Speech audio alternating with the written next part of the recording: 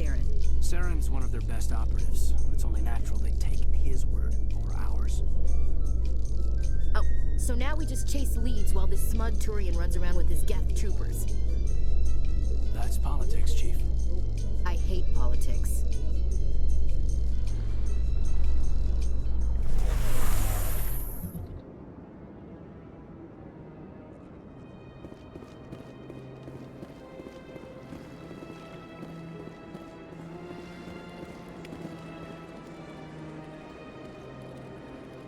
Please do not disturb the keepers.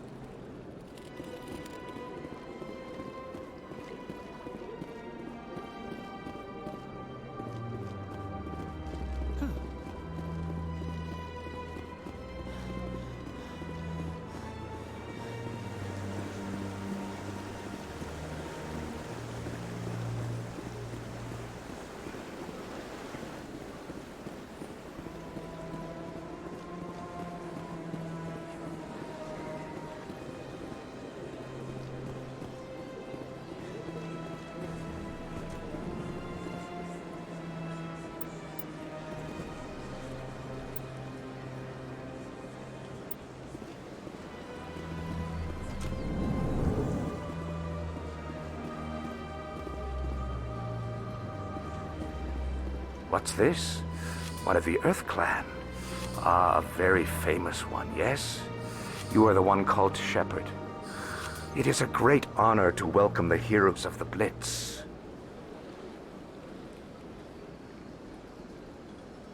You've got me at a disadvantage here. Forgive me, Earth Clan. My name is Barla Vaughn. My job makes it necessary for me to keep informed. I am a financial advisor to many important clients here on the Citadel. When someone as important as yourself arrives on the station, I take notice.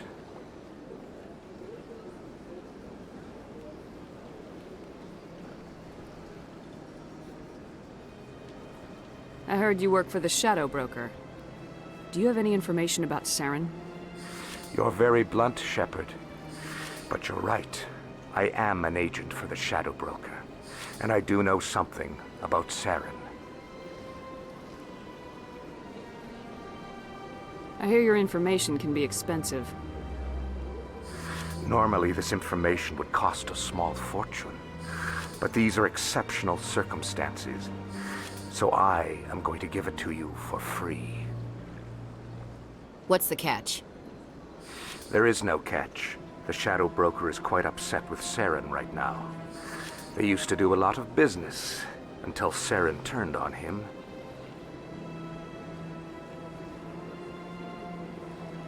Saren's turned on a lot of people lately. I don't know the details, but the Shadow Broker hired a freelancer to deal with it. A Krogan mercenary.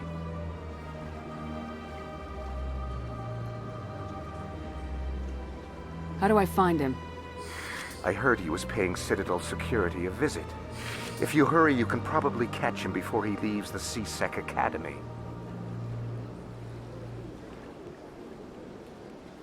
Isn't it strange that a Krogan would want to speak with C-Sec? Very. However, I doubt the visit was entirely his choice. You'll need to speak with him if you want to know more. Tell me more about the Shadow Broker. Most people think I deal in finances, but my real currency is knowledge. I trade information, and it has made me very wealthy. But the Shadow Broker is the true master. Every day he buys and sells secrets that could topple governments, always giving them to the highest bidder. Yet somehow he never seems to upset the natural balance of power. All those secrets being passed around seem to even out. Nobody ends up with an advantage in the end. Any guess what his identity might be? I don't know. Nobody does. The Shadow Broker could be any race, any gender. I have a theory that it's actually an entire group working under one identity. How else could they juggle so many contacts at the same time? How else could they keep all that information from getting crossed?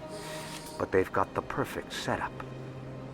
Every government is forced to play their game so they don't get behind. But no matter how long you play, no matter how many secrets you buy, you can never win.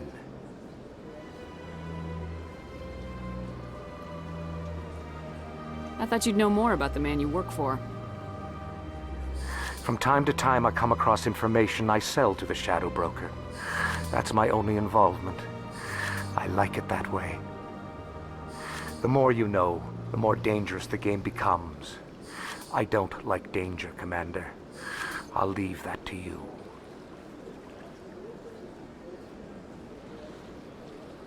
What's it like living here on the Citadel? The station is, without a doubt, the greatest wonder in the galaxy. It is a technological marvel, but its true splendor goes much deeper than the hull and engines. From the Presidium to the wards, the entire station is a testament to the success of the Council.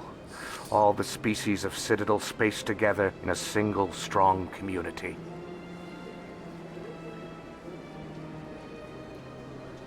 What are the wards like? The cultural heart of the galaxy. They pulse with the lifeblood of millions of citizens from dozens of different species.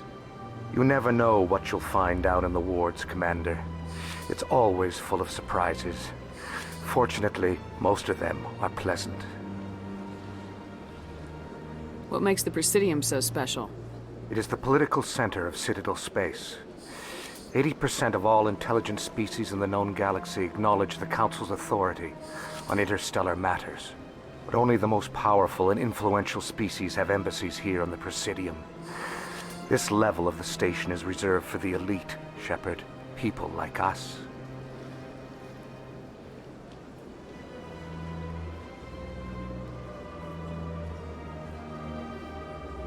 Tell me more about your job. Galactic finance is incredibly complex. A mix of laws and regulations from dozens of interstellar economies. I'm an expert in how all these economies interact. For a fee, I share my expertise.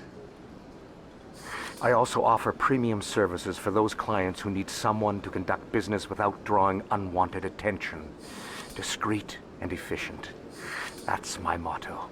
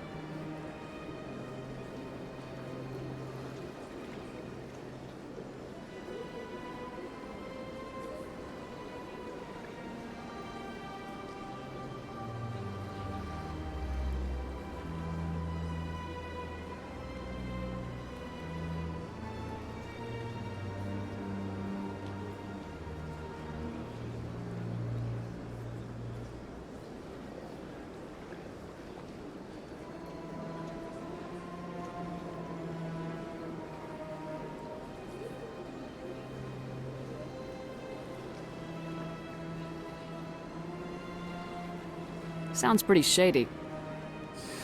Everything I do falls completely within the bounds of interstellar commerce law. Even so, many of my clients would prefer their transactions remain undisclosed. For example, suppose a Hanar ambassador was petitioning the Council to reduce tariffs on Hanar goods. How would it look if he had money invested in a Hanar exporting company? Even if his true motives were to help his people, he would be accused of advancing the petition for his own personal gain. I can keep his personal finances private.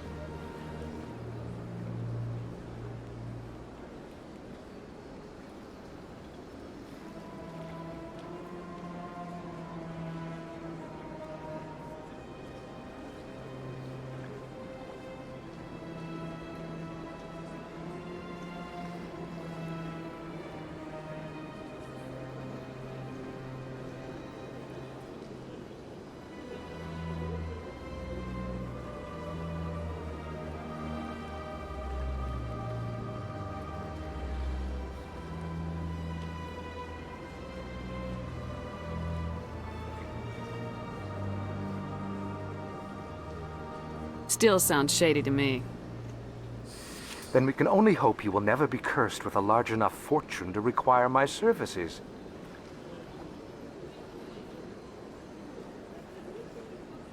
I should go. Goodbye, Commander.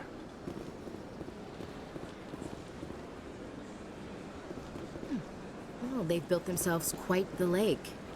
Wonder if anyone ever drowned in it. Big place.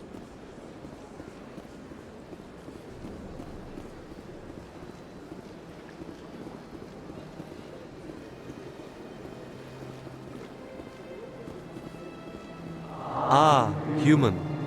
This one is greatly pleased to see you here in my decadent emporium. Who are you? This one's face name is Delaninder, though many in this place simply refer to it as Delan. Please take time to examine the fine goods it has for purchase, all of great worth. Why do you refer to yourself as this one and it? For the same reason that humans are so inquisitive. It is part of our culture. Specifically, Hanar only refer to themselves in the first person with family or intimates. And we rarely do so with other species. It is just our way.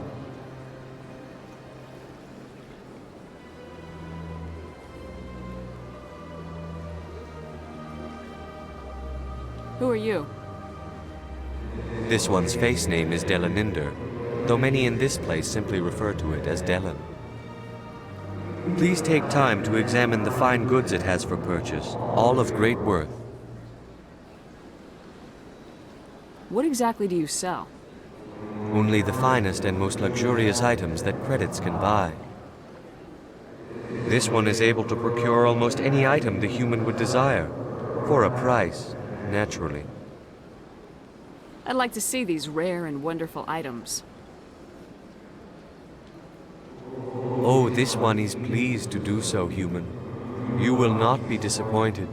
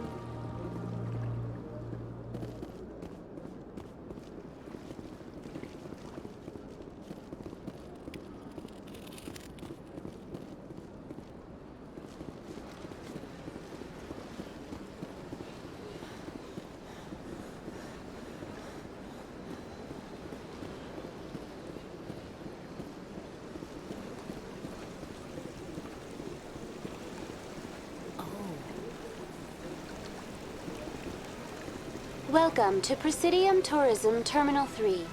Here in the financial district, a number of businesses offer various goods and services to their exclusive clientele.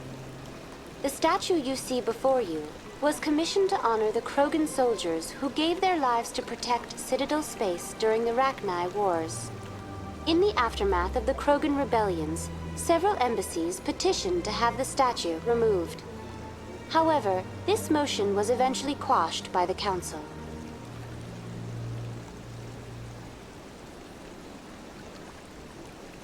Why did the Council fight so hard to keep the statue? The Krogan were instrumental in saving the galaxy from the Rachni threat. The Council believed this historical fact should not be forgotten. The Council also hoped that preserving the memorial would improve diplomatic relations with the Krogan and bring about a peaceful resolution to the rebellions. Unfortunately, the Krogan refused to negotiate and only surrendered after their population and homeworlds had been ravaged by the Turians.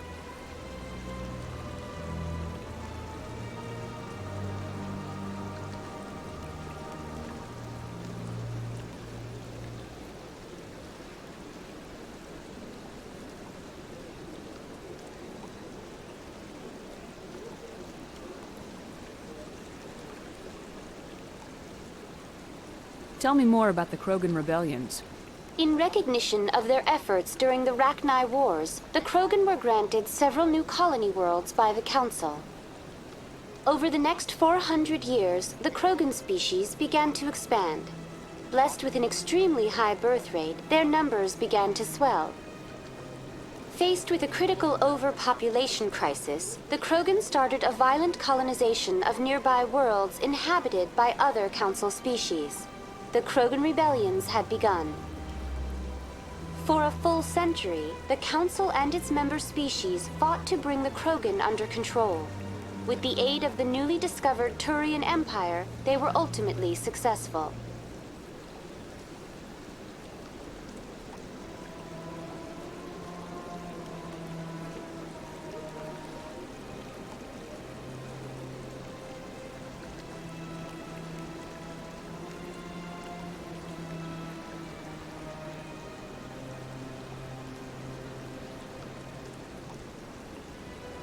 You needed the Krogan to stop the Rachni, then you needed the Turians to stop the Krogan. So who's gonna stop the Turians? I am sorry, but that question is beyond my programming parameters. The Turians are members of the Citadel Council. They are not a threat to galactic peace.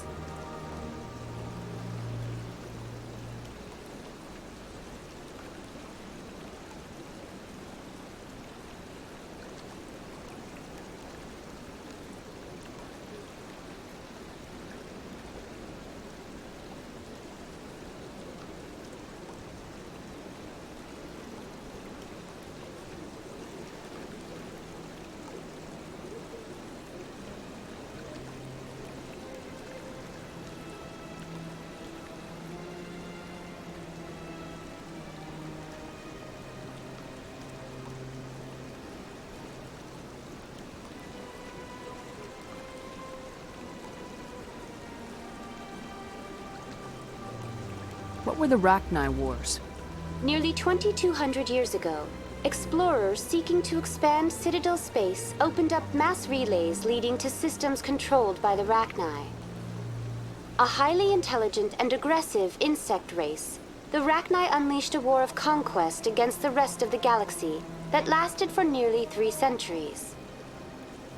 The emergence of the Krogan finally turned the tide in favor of the Citadel species. Krogan forces provided the numbers necessary to halt the Rachni advance and drive them back. The Krogan then pursued their retreating fleets. Able to survive the harsh environments of the Rachni homeworlds, the Krogan hunted their enemy to extinction.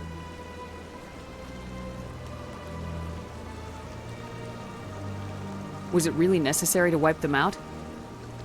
I am sorry, but a value judgment of that nature goes beyond my programming. That's all for now. Thank you for using Avina. Have a pleasant day.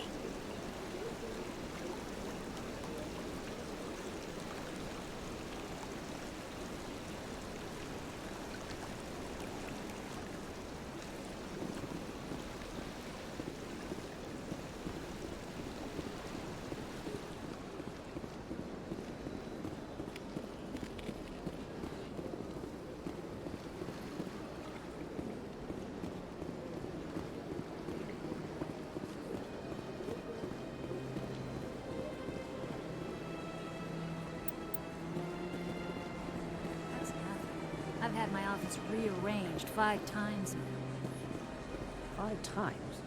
Why? What do they want? How should I know? It's not like Keepers offer an explanation.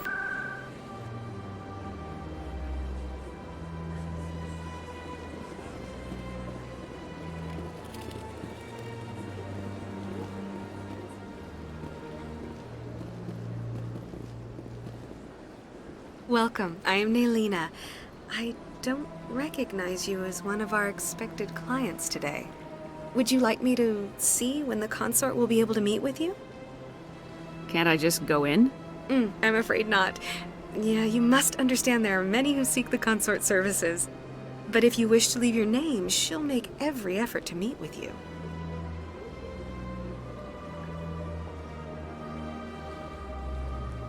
What do you do here, Naylina? I'm one of the consort's acolytes. Many of the people here today will not see the consort, but they expect to be attended to just the same. It's our job to ensure that they leave contented. What exactly do you attend to? Well, each acolyte has her unique abilities. Some soothe with song, others with conversation. As much as possible, we seek to match the needs of our clients to the skills of our acolytes. My specialty is touch. My fingertips can find every tension point in your body and relieve it. I'd like to try out your services. Excellent. I'll add you to our client list. We should be able to see you in 3 or 4 months.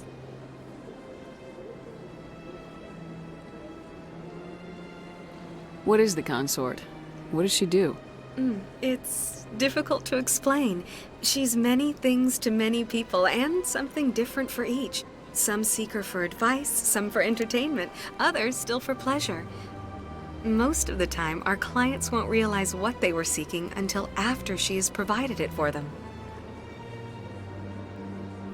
You make her sound like some kind of oracle.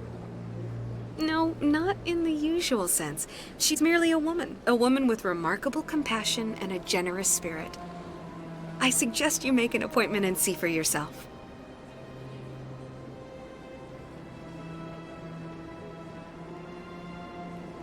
What is the consort?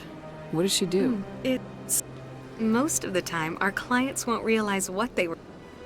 I suggest you make an appointment and see for yourself. What do you do here, Naylina? It's our job to ensure that they leave contented. What exactly? Well, my specialty is touch. My fingertips can find every tension point in your body and relieve it. I'd like to try out your services. Excellent. I'll add you to our client list. We should be able to see you in... Nobody's worth that much of a wait. Well, that's not for me to judge. I think I'm done here. Oh, well, I hope you'll return again in the future. We always enjoy seeing... Naylina, Yes, Shaira? send the commander up to see me. I wish to speak with her. Yes, of course, mistress.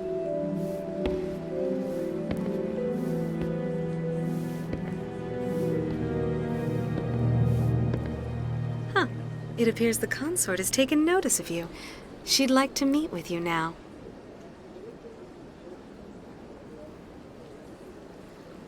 Where do I go? Just head upstairs. She'll be waiting for you.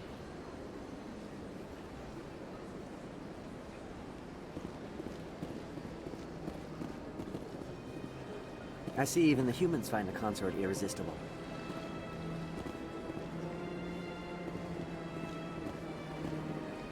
Welcome. It is a pleasure to see you. This is my first time. I can't believe I didn't come sooner. You're with the Alliance? My brother's a private back on Earth.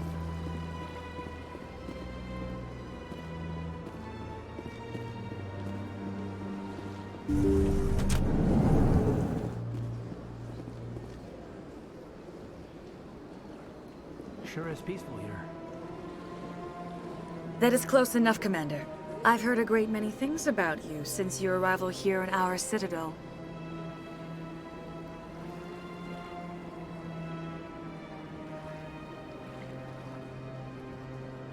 You wanted to speak with me? I have a certain problem that could use your expertise.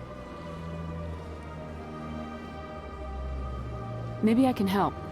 I have a friend, Septimus, a retired Turian general. I won't discuss the details, but he wanted me to be more than I could be. We had a falling out. Now he spends his days in Korra's den, drinking and spreading lies about me. If you would speak to him as a fellow soldier, I believe he will listen to you and let the matter be.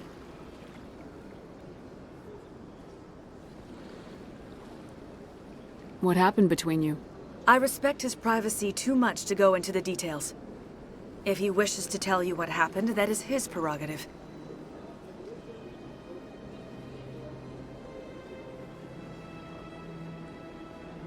I don't make any promises, but I'll see what I can do. Thank you, Commander. That is all I can ask. Appeal to his sense of honor. Remind him of his position as a general. If you can convince him to stop spreading lies about me, I would be very grateful. Now I must ask you to take your leave. I have many clients waiting to see me.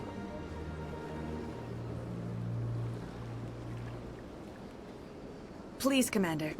I ask that you return to me only after you have spoken with Septimus.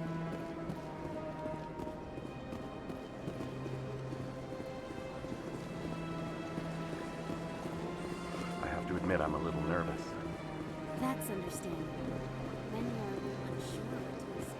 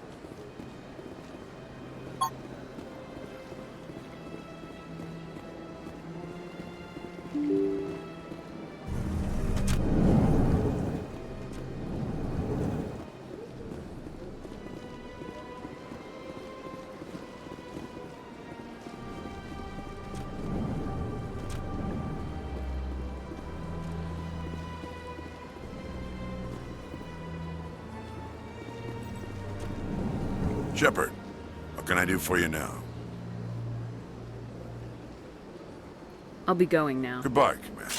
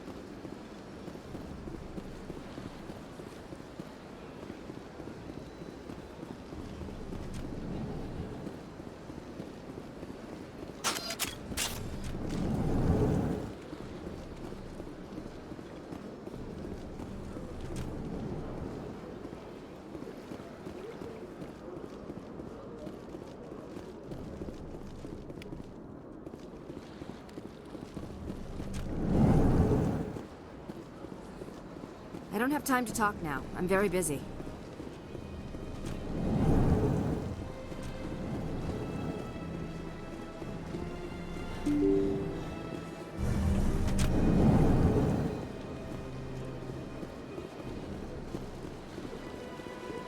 Is there something else I should be help? going now. Have a pleasant day.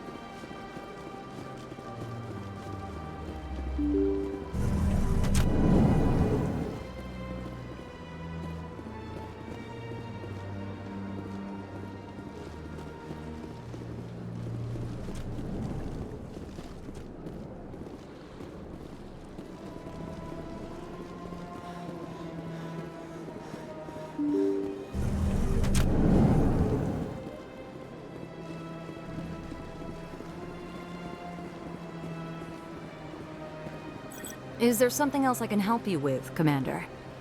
What is this place? This is the Presidium. More specifically, you are at the Citadel embassies. If you have more questions, please access Savina. I should be going now. Have a pleasant day.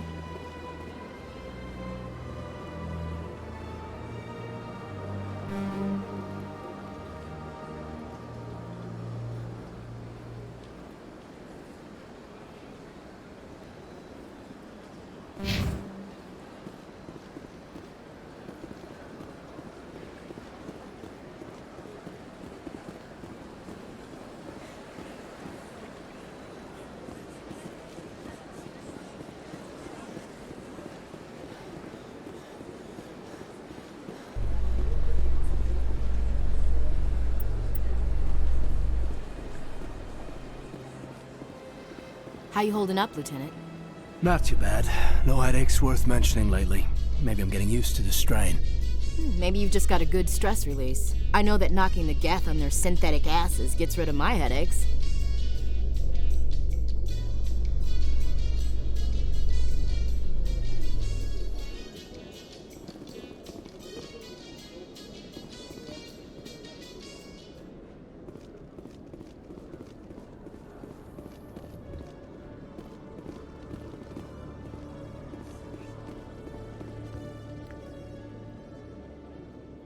Witnesses saw you making threats in Fist's bar. Stay away from him. I don't take orders from you. This is your only warning, Rex. You should warn Fist. I will kill him. You want me to arrest you? I want you to try.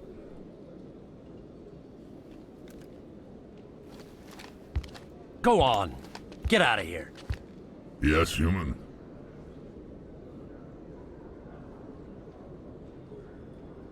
I'm trying to bring down Saren. Barlavon said to talk to you. Barlavon is a wise man. We may share a common goal, human.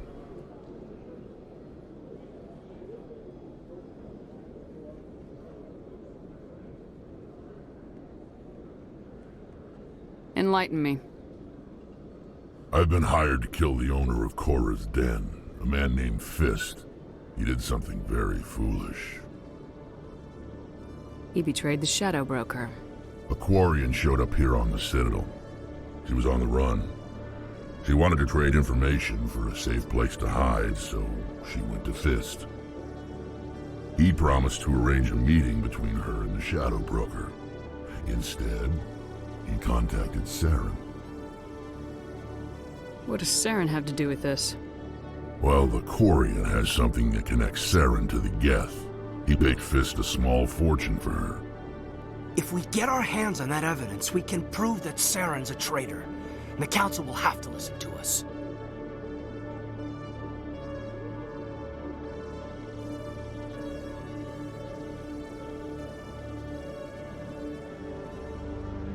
Where's the Quarian now? Last I heard, Fist still had her. Probably somewhere inside his club. You help me kill Fist, she's all yours. I want to know more about your employer. Can't tell you much. All I got was a coded message with the details of the job. Standard procedure. What about Garrus, that Turian? He wants to take Saren down too. He might come in handy. He was here just before you showed up. Said he was going to follow up a lead on his investigation. Wanted to speak to the doctor at the med clinic. Move out.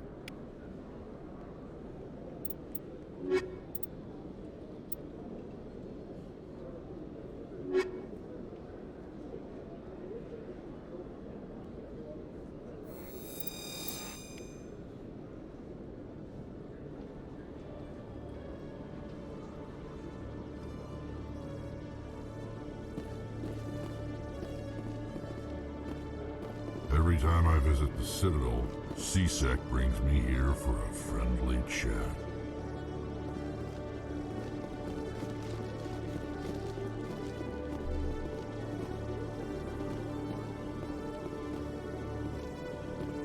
Okay, Jalil. Let me get this straight.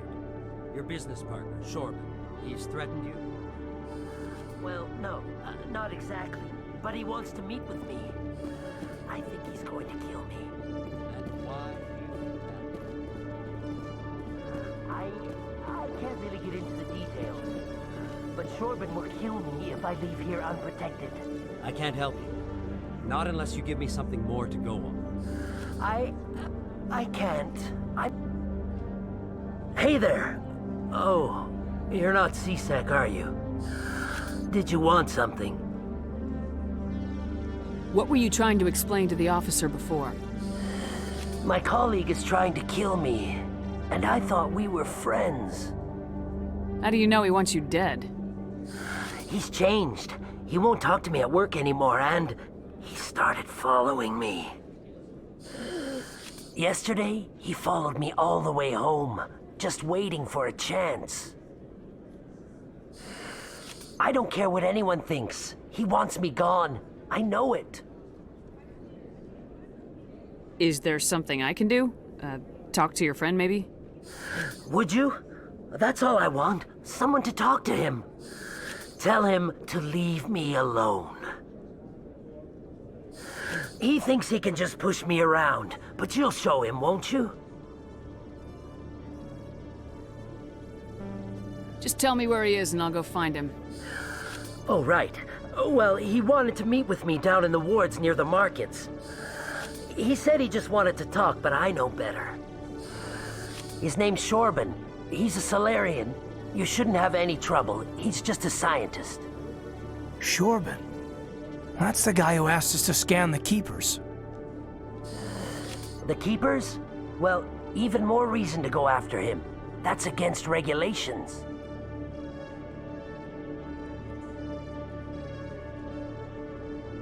I better look into this right away. Find out what he's up to. Anything's possible with Shorban these days. Well, good luck.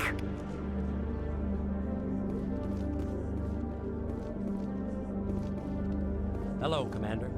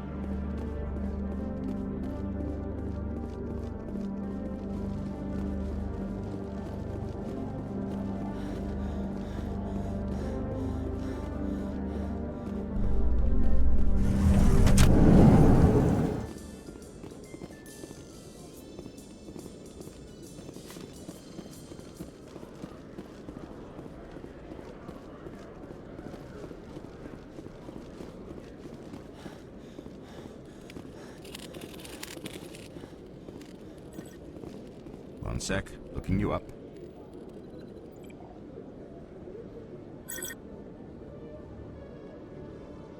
Commander Shepard, here with the Alliance military.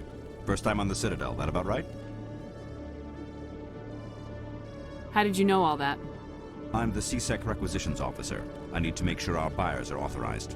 So, will you be purchasing anything today, Commander Shepard? Show me what you got. Excellent. I hope you find what you're looking for.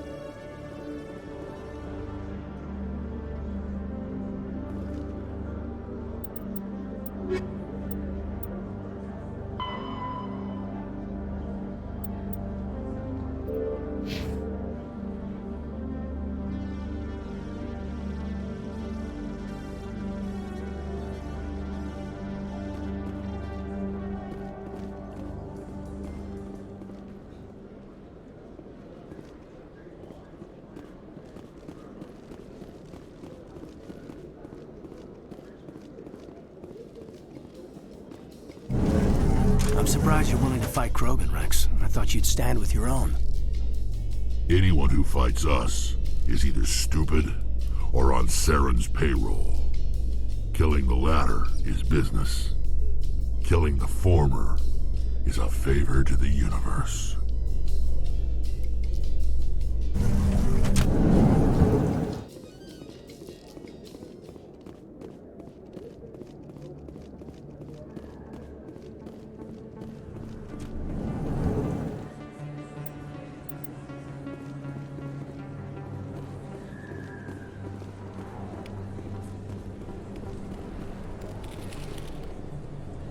Hey, I know you. You're Shepard, right?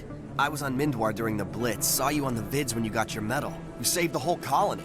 Looks like you have a fan. I'm sorry, I just never thought I'd meet someone like you in person. My name's Lang, Officer Eddie Lang, Citadel Security. It's an honor to meet you, Commander. What are you doing down here in the wards? Anything I can help you with?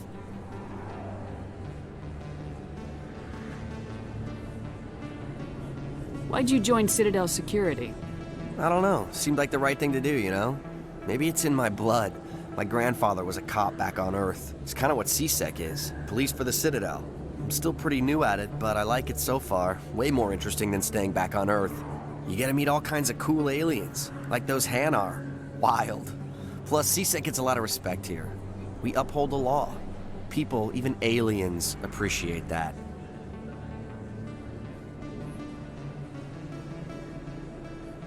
How do you like working here on the Citadel?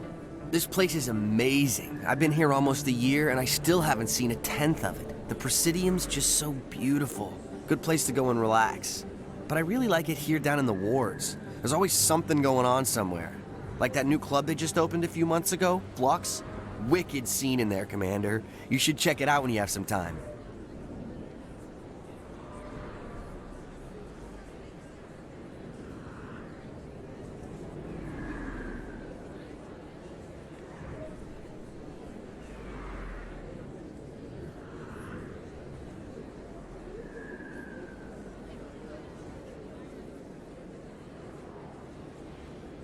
What do you know about Spectres? Just the stuff they show in the vids. They always make them out to be super agents on secret missions to save the galaxy. I know it's not really like that, though. Some of the other CSEC guys don't like them too much, figure they shouldn't be able to operate outside the law. But if they were so bad, the Council wouldn't use them, right?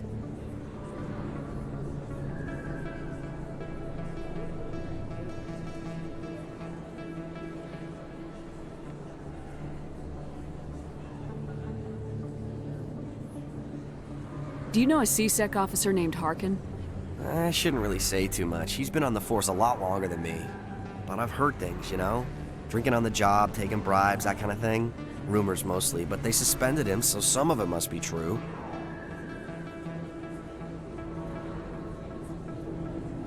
I have to go. Right. You're probably real busy. Well, see you around, Commander.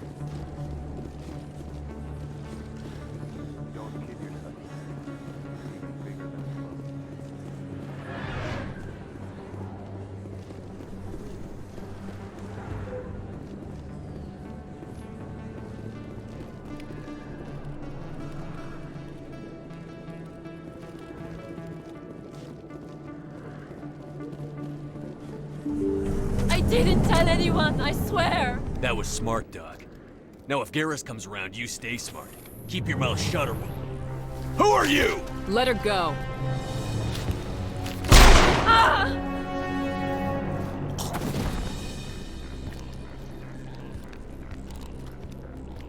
I smell trouble.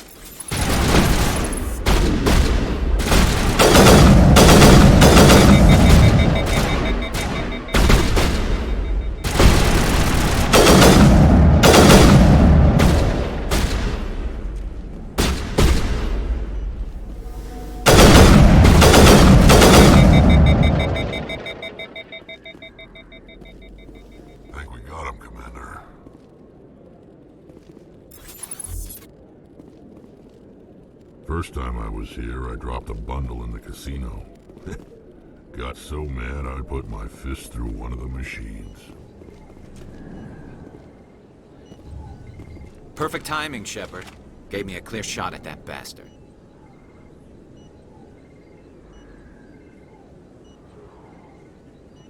Glad I could help.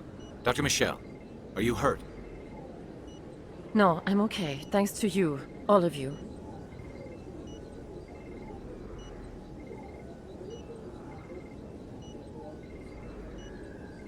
Why were they threatening you? Who do they work for? They work for Feast. They wanted to shut me up. Keep me from telling Garrus about the Quarian. The one I told you about, Shepard. She must be able to link Saren to the Geth. There is no way the Council can ignore this.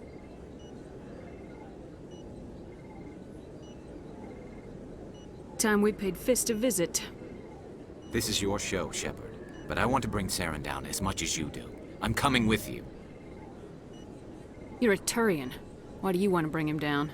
I couldn't find the proof I needed in my investigation, but I knew what was really going on. Saren is a traitor to the Council and a disgrace to my people. Welcome aboard, Garrus. Fist is going to be waiting for us. When we hit him, we better hit him hard.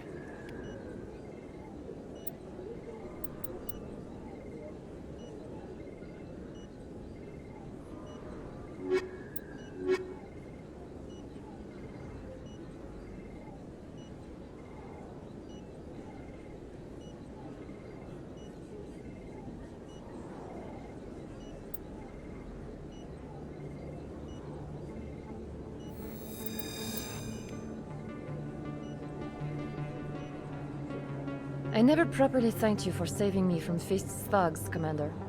I don't know what would have happened if you hadn't been there. I'm just glad you weren't hurt. Me too. Now, was there anything you needed? You're a doctor. How did you end up here on the Citadel? My parents brought me here when I was young. My father was a medic with the Alliance. I chose to keep the medical tradition alive, but not the military. Fixing up wounded soldiers isn't my idea of fun. Let me take a look at what you have for sale. Of course.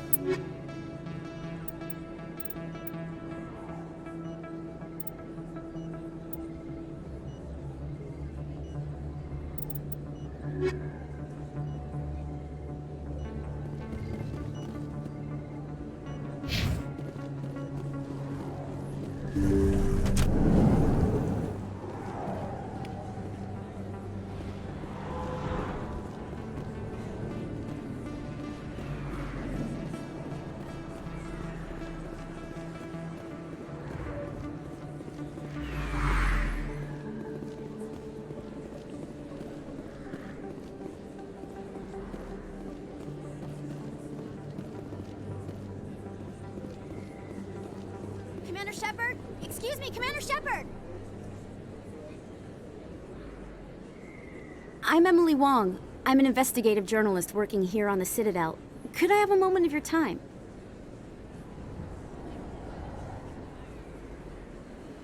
What do you need? I've been hunting for evidence of corruption and organized crime on the Citadel, but there are places I can't go. I was hoping you might share anything you find during your own investigation. I can make it worth your time. No promises, but if I find anything relating to your case, I'll inform you. Thank you, Commander. You won't regret it.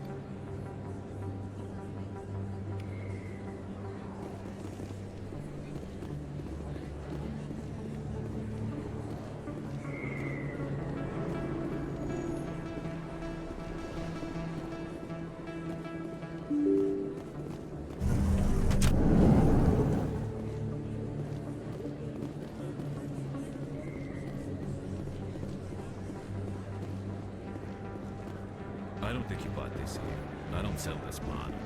Look, I know it was you. I remember your face. Really, that's impressive.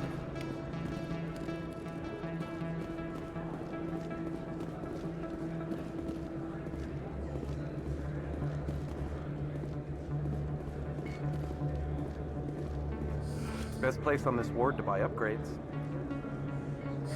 Hello, Earth Clan. No doubt you've just come back from the colonies. Will you be needing supplies? What colonies are you talking about? Oh, my mistake, Earth Clan. I assumed... It doesn't matter. Pharaohs? Novaria? Well, if you haven't heard of them yet, I'm sure you will soon. but it doesn't matter where you hail from. My goods are available to all.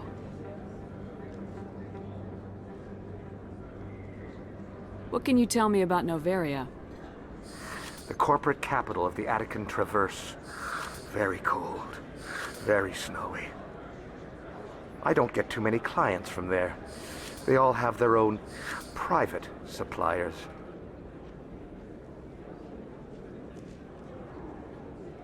I'd like to know more about Pharos. It's an old Prothean world. Their buildings still litter the surface. The humans aren't the first to colonize it, but they are the most recent. I just realized I haven't heard from my contact on that planet for some time. Ah, well, I'm sure he's fine.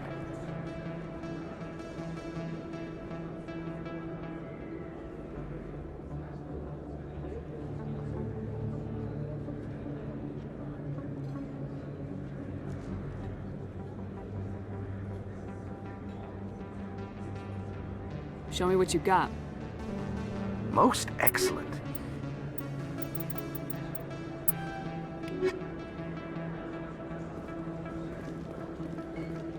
You're Commander Shepard, the hero of Eden Prime. I am so honored to meet you. Nice to meet you. And you are? My name is Conrad. Conrad Werner. They say you killed more than 100 Geth on Eden Prime.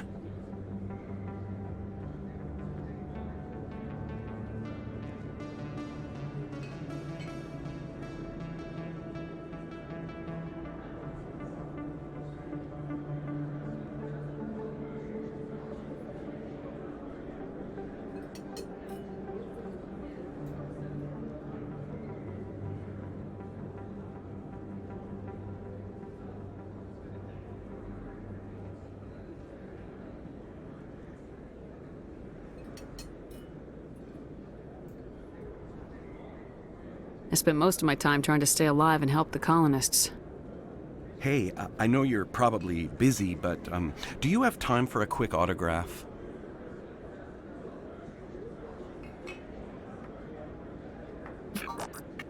Here you go.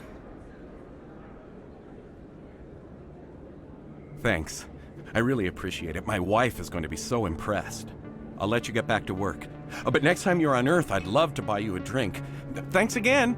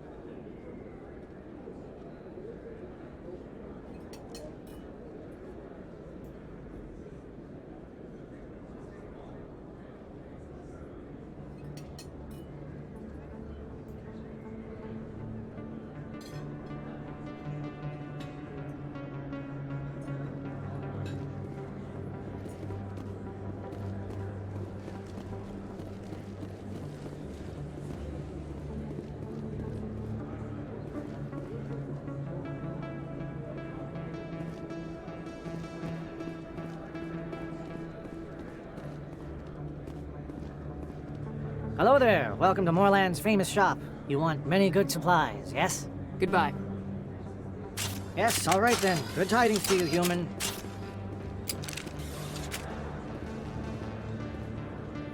Commander, I wasn't expecting to see you again. Is there something you want? You can start by telling me the truth, Shorban. I'm not sure what you're referring to. My experiments are... We're not buying it. Jalid told us you've been after him. You spoke with Jalid? Then you know about the data?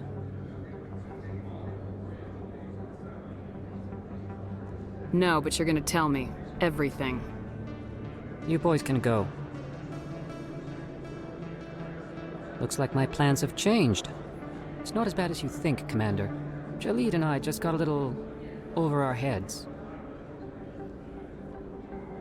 Keep talking. The company we work for developed an experimental procedure for use in medical scanners. Jalid and I saw even more potential, so we stole the plans and secretly developed a tool to scan the Keepers. Can you imagine? A tool that can actually get readings from the Keepers?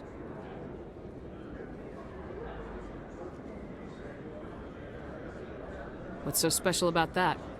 The Keepers are almost impossible to scan, and you can't capture them or get samples. They just self-destruct. After centuries here, we still don't know anything about them. Don't you see? We were the first to scan them, ever. You've seen it yourself, Commander. You know we can do it.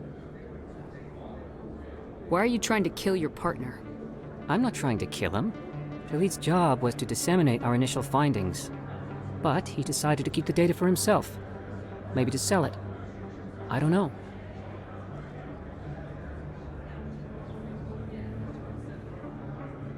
So you're just trying to get back what Jalid already stole? We lost our heads. We just couldn't let an opportunity like this pass us by. Commander, if you'll just continue gathering data for me, imagine what we might learn. And you'll stand to make a bit of a profit yourself, remember?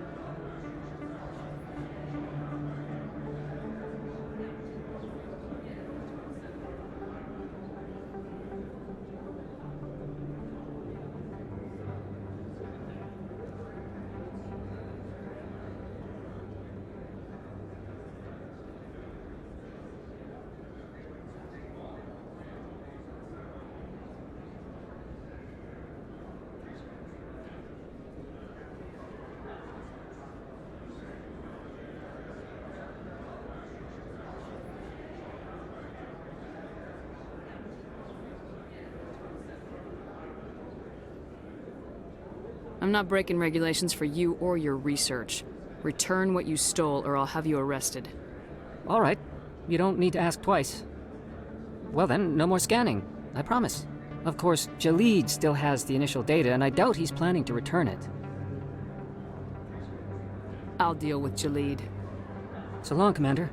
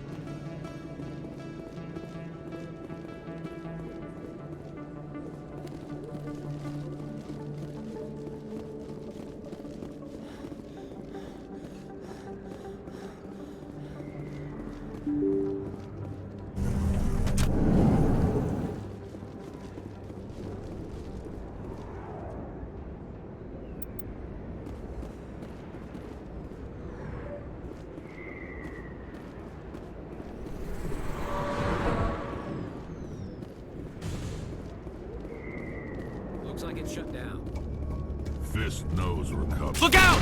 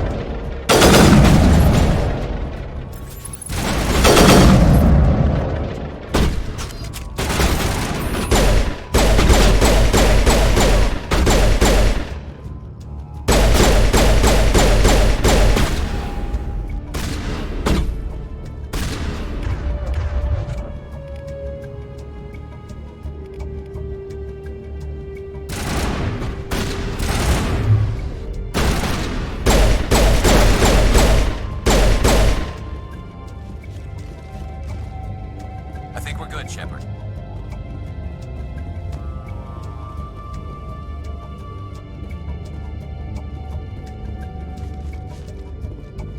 Fist had a good thing going here. Too bad he got greedy. Stop right there. Don't come any closer.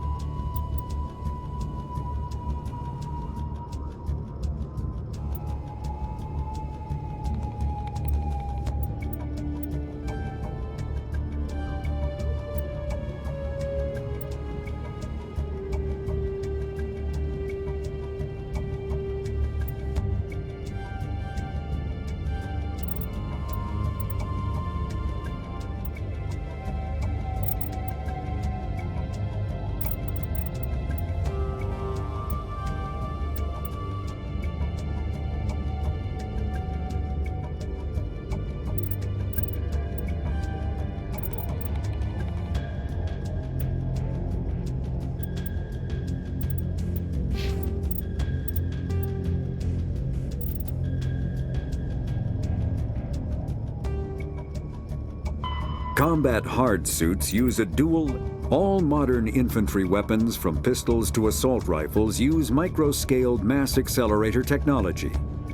Projectiles consist of tiny metal slugs suspended within a mass-reducing field, accelerated by magnetic force to speeds that inflict kinetic damage. The ammo magazine is a simple block of metal. The gun's internal computer calculates the mass needed to reach the target based on distance, gravity, and atmospheric pressure, then shears off an appropriate-sized slug from the block. A single block can supply thousands of rounds, making ammo a non-issue during any engagement. Top-line weapons also feature smart targeting that allows them to correct for weather and environment. Firing on a target in a howling gale feels the same as it does on a calm day at the practice range. Smart targeting does not mean a bullet will automatically find the mark every time the trigger is pulled. It only makes it easier for the marksman to aim.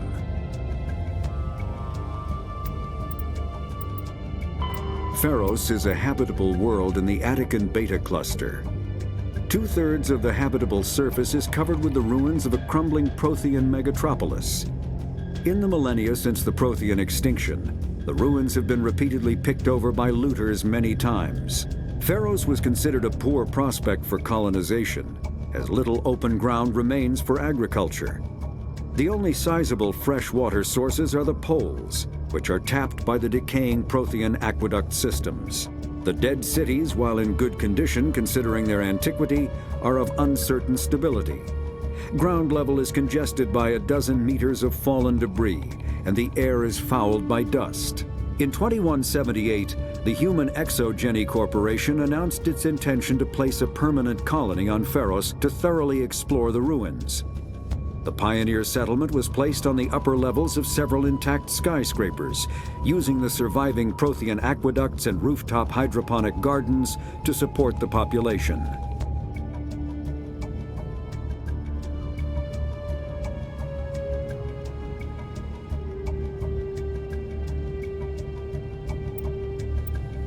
Noveria is a cool, rocky world with most of its hydrosphere locked up in massive glaciers. A privately chartered colony world, the planet is owned by the Noveria Development Corporation Holding Company. The NDC is funded by investment capital from 24 high-technology development firms and administrated by an executive board representing their interests. The investors built remote hot labs in isolated locations across Noveria's surface. These facilities are used for research too dangerous or controversial to be performed elsewhere, as Noveria is technically not part of Citadel space and therefore exempt from Council law. By special arrangement, Citadel's special tactics and reconnaissance agents have been granted extraterritorial privileges, but it remains to be seen how committed the Executive Board is to that principle. Given its unique situation, it is understandable that Noveria is often implicated in all manner of wild conspiracy theories.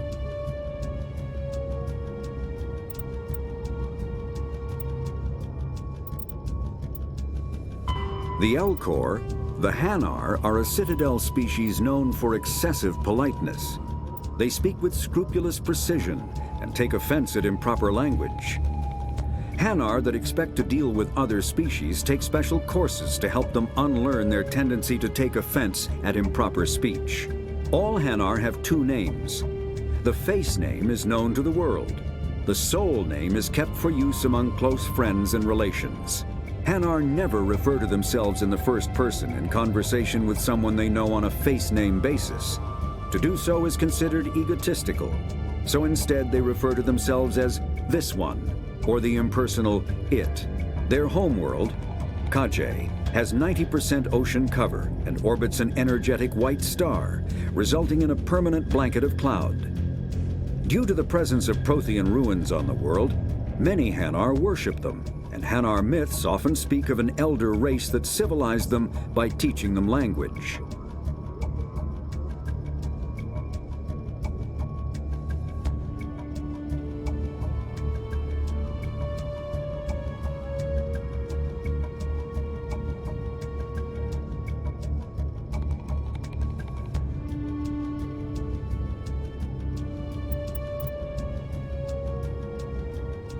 the Krogan evolved in a hostile and vicious environment. Until the invention of gunpowder weapons, eaten by predators was still the #1 cause of Krogan fatalities. Afterwards, it was death by gunshot. When the Solarians discovered them, the Krogan were a brutal, primitive species, struggling to survive a self-inflicted nuclear winter. The Solarians culturally uplifted them, teaching them to use and build modern technology, so they could serve as soldiers in the Rachni War. Liberated from the harsh conditions of their homeworld, the quick-breeding Krogan experienced an unprecedented population explosion. They began to colonize nearby worlds. Even though these worlds were already inhabited, the Krogan rebellions lasted nearly a century, only ending when the Turians unleashed the Genophage, a Solarian-developed bioweapon that crushed all Krogan resistance. The Genophage makes only 1 in 1,000 pregnancies viable, and today the Krogan are a slowly dying breed. Understandably, the Krogan harbor a grudge against all other species, especially the Turians.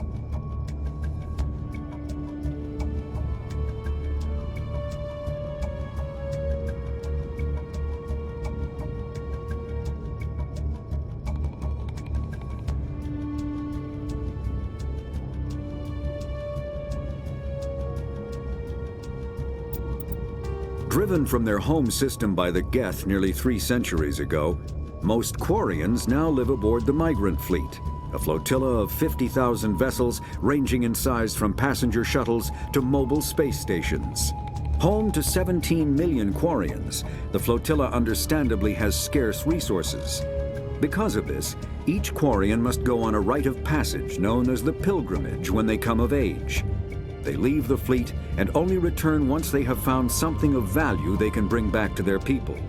Other species tend to look down on the Quarians for creating the Geth and for the negative impact their fleet has when it enters a system. This has led to many myths and rumors about the Quarians, including the belief that underneath their clothes and breathing masks, they are actually cybernetic creatures, a combination of organic and synthetic parts.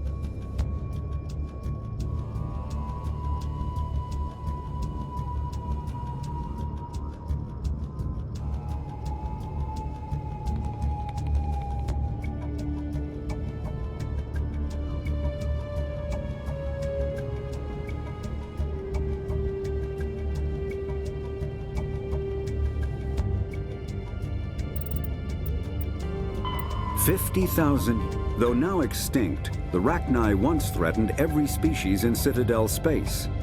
Over 2,000 years ago, explorers foolishly opened a mass relay to a previously unknown system and encountered something never seen before or since, a species of spacefaring insects guided by a hive mind intelligence. Unfortunately, the Rachni were not peaceful, and the galaxy was plunged into a series of conflicts known as the Rachni Wars. Attempts to negotiate were futile, as it was impossible to make contact with the hive queens that guided the race from beneath the surface of their toxic home world. The emergence of the Krogan ended the Rachni Wars.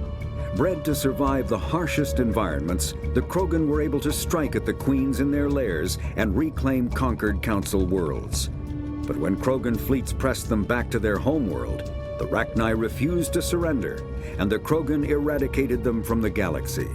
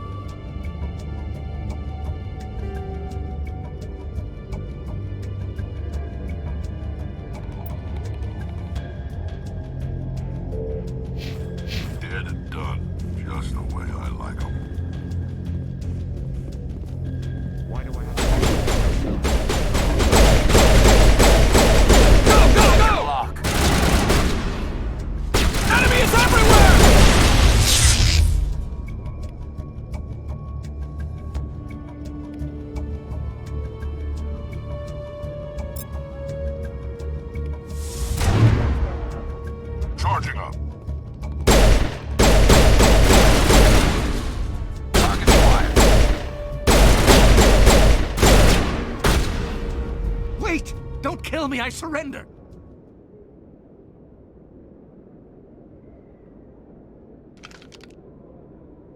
Where's the Quarian? She's not here. I don't know where she is. That's the truth. He's no use to you now. Let me kill him. Wait. I don't know where the Quarian is, but I know where you can find her. The Quarian isn't here. Said she'd only deal with the Shadow Broker himself. Face to face? Impossible. Even I was hired through an agent. Nobody meets the Shadow Broker. Ever. Even I don't know his true identity. But she didn't know that. I told her I'd set a meeting up. But when she shows up, it'll be Saren's men waiting for her.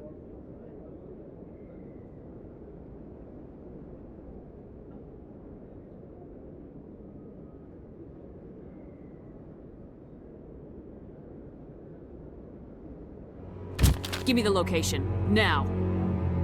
Here on the wards, the back alley by the markets. She's supposed to meet them right now. You can make it if you hurry. What are you doing? The Shadow Broker paid me to kill him. I don't leave jobs half done.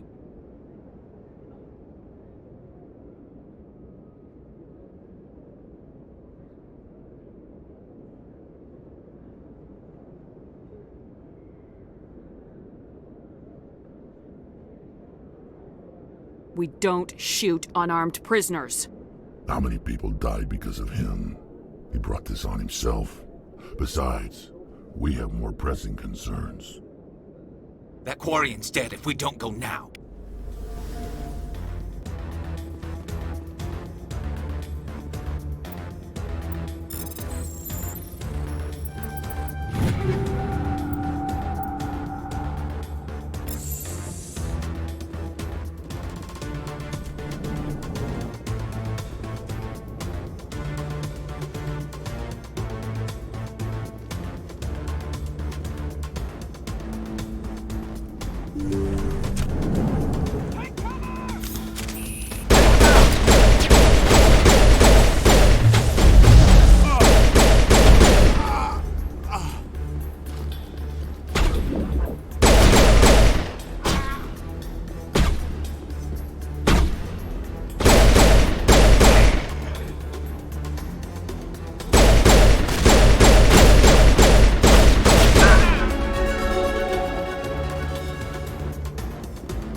Clear.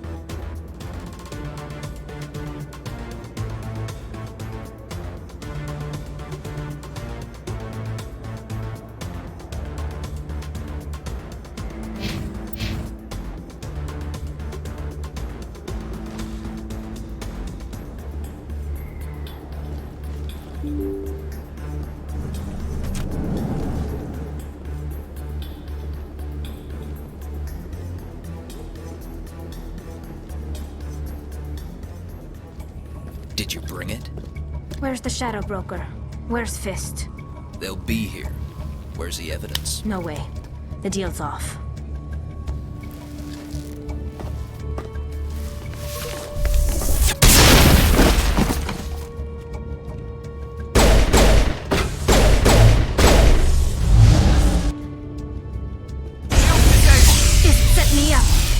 I couldn't trust him.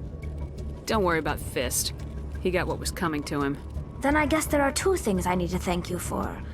Who are you? My name's Shepard. I'm looking for evidence to prove Saren's a traitor. Then I have a chance to repay you for saving my life. But not here. We need to go somewhere safe. We could take her to the human embassy. Your ambassador will want to see this anyway.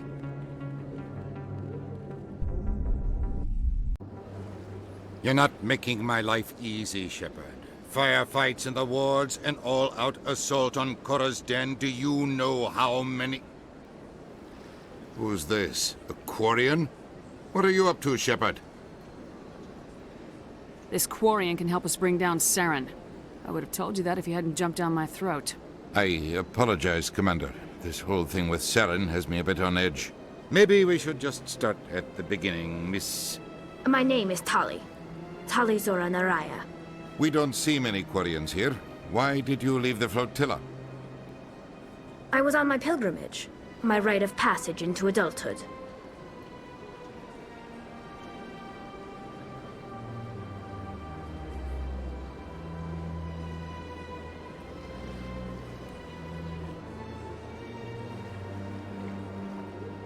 Tell us what you found. During my travels, I began hearing reports of Geth. Since they drove my people into exile, the Geth have never ventured beyond the Veil. I was curious. I tracked a patrol of Geth to an uncharted world. I waited for one to become separated from its unit. Then I disabled it and removed its memory core. I thought the Geth fried their memory cores when they died. Some kind of defense mechanism. How did you manage to preserve the memory core? My people created the Geth. If you're quick, careful, and lucky, small caches of data can sometimes be saved. Most of the core was wiped clean, but I salvaged something from its audio banks. Eden Prime was a major victory. The beacon has brought us one step closer to finding the conduit. That's Saren's voice. This proves he was involved in the attack. He said Eden Prime brought him one step closer to finding the conduit. Any idea what that means? The conduit must have something to do with the beacon. Maybe it's some kind of Prothean technology. Like a weapon. Wait, there's more. Saren wasn't working alone. Eden Prime was a major victory. The beacon has brought us one step closer to finding the conduit. And one step closer to the return of the Reapers. I don't recognize that other voice, the one talking about Reapers.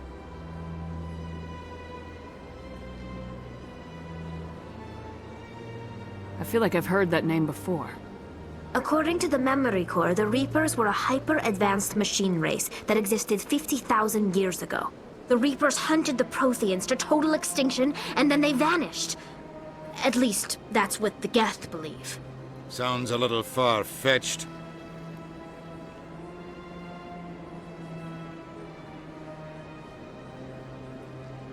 The vision on Eden Prime. I understand it now. I saw the Protheans being wiped out by the Reapers. The Geth revere the Reapers as gods, the pinnacle of non-organic life. And they believe Saren knows how to bring the Reapers back. The Council is just going to love this.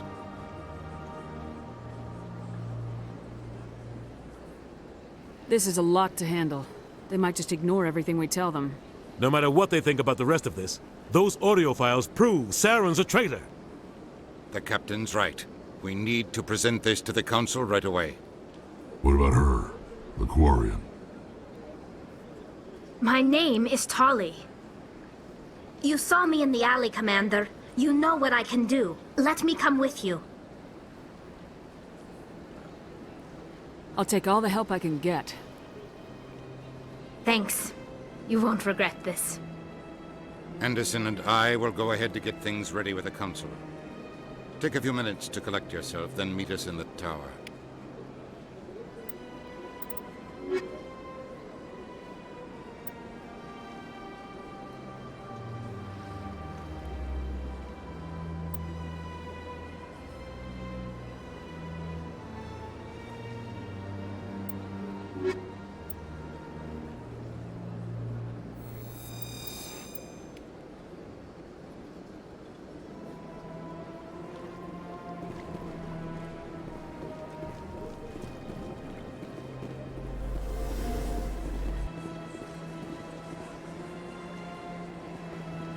So much empty space. 1,000 of my people could live here and hardly even see each other.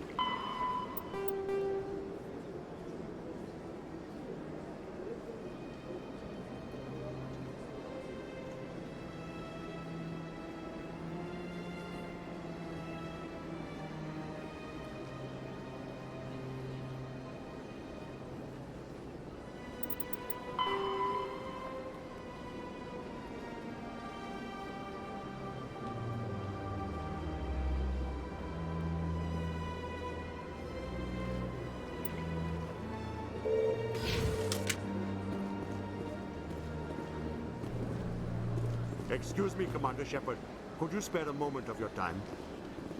Commander Shepard, my name is Samesh Bhatia. Forgive the intrusion, but I have nowhere else to turn. It's no trouble. What can I do for you? My wife was a Marine. She was in the 212 on Eden Prime.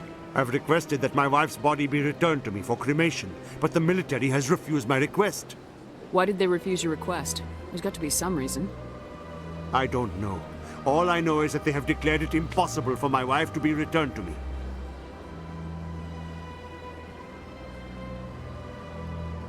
There's no reason for your wife's body to be held like this. Just wait here.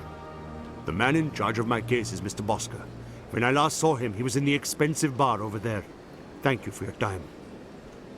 I just want to give my wife a proper funeral, and the respect she deserves.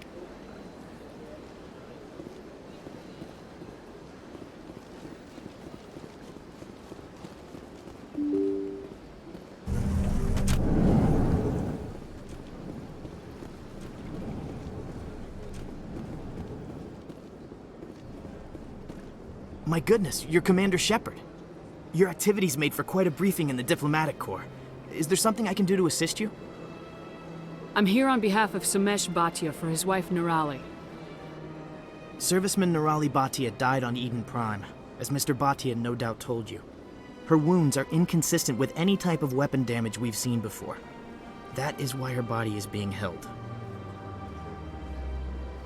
You're studying her injuries to learn more about Geth weaponry. The tests we're conducting may lead to better defenses against Geth attacks. Respectfully, Serviceman Bhatia may save more lives in death than she did in life.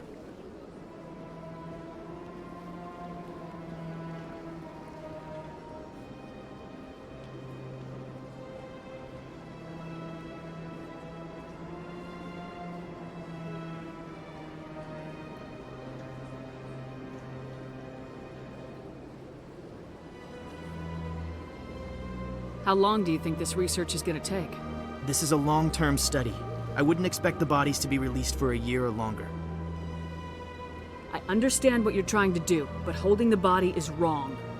Commander, you of all people should understand how far we must go to protect humanity. Is this what I'm out here fighting for? A government that steals the bodies of its honored dead? All right, Commander. You win. It was hard enough refusing Mr. Bhatia. I'm not going to risk an incident by refusing you.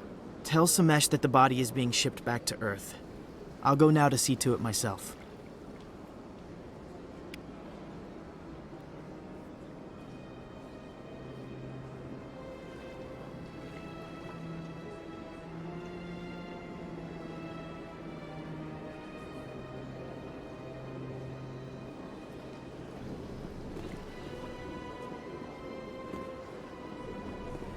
don't have time to talk now. I'm very busy.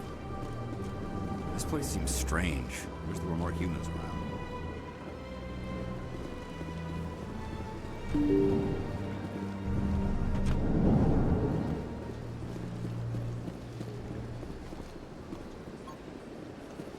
Hello again, Commander. Has there been any word?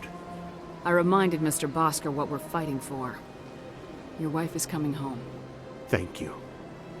I will return home and begin my preparations. It does not bring me happiness, but it may bring me peace. Goodbye, Commander.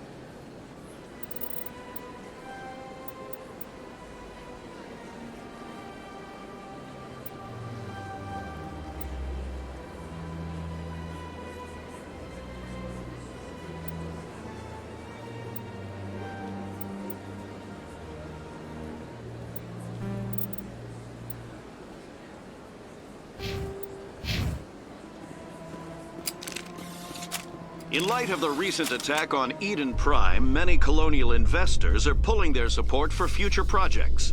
Proponents of expanded human colonization insist that Eden Prime was an isolated case. Nevertheless, colonist enrollment has dropped sharply. Many colonial proposals are on hold until backers have some reassurance that human colonies will be adequately protected.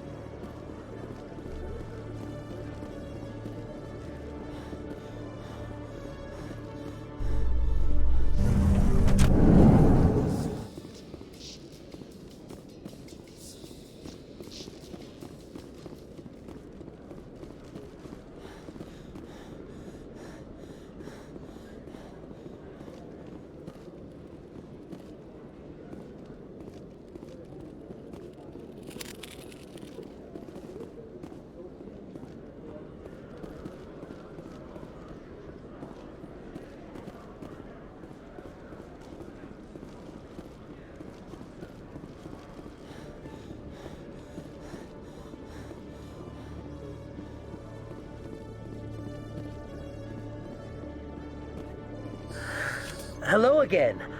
Did you have any luck finding Shorbin? I found out you've been lying to me, Jalid. Lying?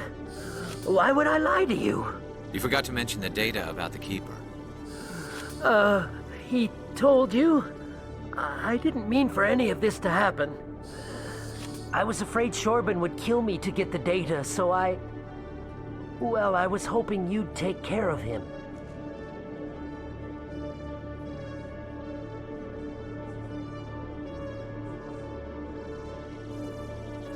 This is serious, Jalid. You could spend the rest of your life locked up. But I can't. What will happen to the data when I'm gone? Who will carry on our research? You should have thought of that sooner. But this data could be used to unravel all the secrets of the Keepers. Think what we could learn about the Citadel. Tell me more about this data. Well, it's still very preliminary, but our initial scans suggest the Keepers are as old as the Citadel itself. We might learn how the Citadel was built, or why the Keepers always rearrange things. The possibilities are limitless.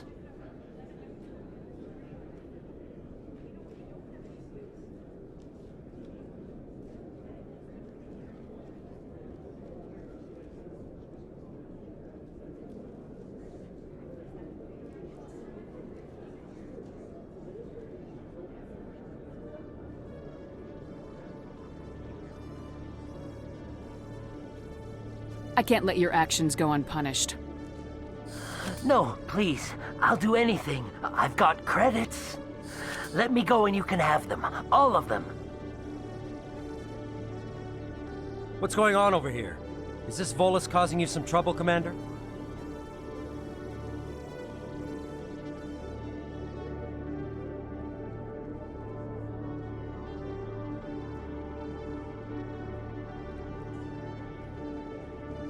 He's admitted to stealing data from his workplace.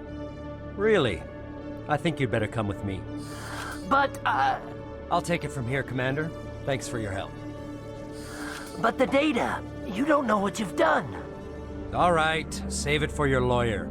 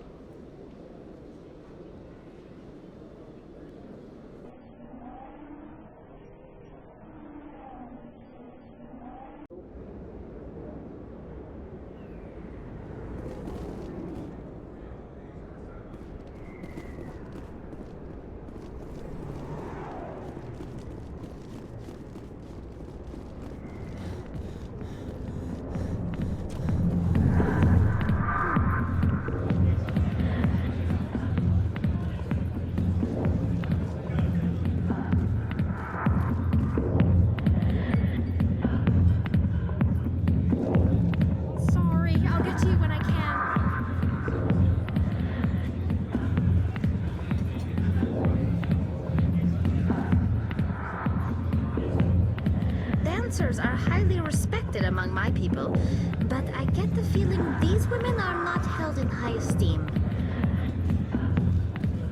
I got business here, but not with you. Commander! What do you want? What's bothering you, General?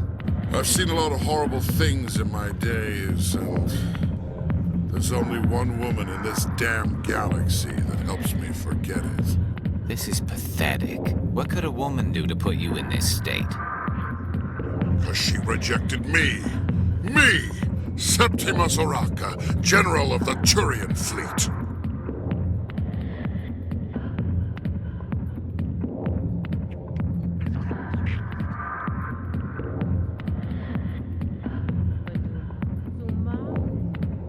I think I can see why you're upset, but spreading these lies won't make it better. Look, kid, I appreciate what you're trying to do, but don't waste your time. Enjoy your drink, General. Yeah, off you go. See you later, kid. We can't just leave him like this. Don't waste your time, kid. Run away now while you still can. You need to start acting like a general if you want to beat this. I spent all my life acting like a general, and what did it get me? Huh? No, those days are over. I'll just be what I am, a tired, lonely, worn-out soldier. Do you really want to be remembered this way? No, I'd rather not be remembered at all. But but I see your point. So you think it's that easy? Just straighten up and act like a general? It damn well couldn't hurt. Huh. Maybe you're right, Commander. Shaira's worth the effort, even if she won't have me back.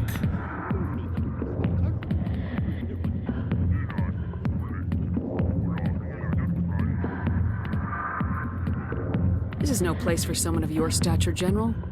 All right, I'll go to her after I've had a cold shower or two. Say, you're a bright kid. Would you be interested in earning a few extra credits?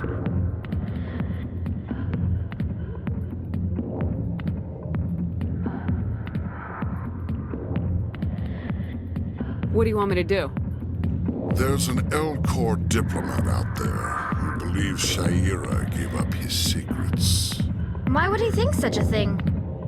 Because I told him. Look, I just need you to convince him of the truth.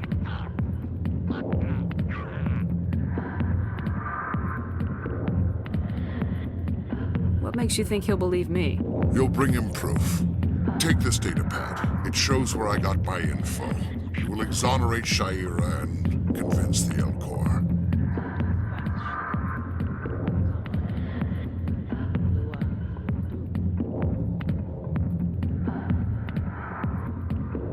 Who am I taking it to, and where is he? His name is Zaltan. He's an L-Corps diplomat. He's over in the embassies complaining about Shaira.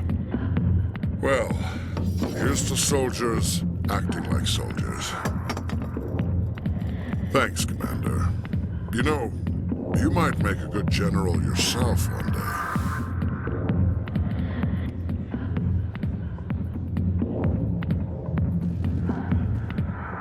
Not now. I'm watching the show.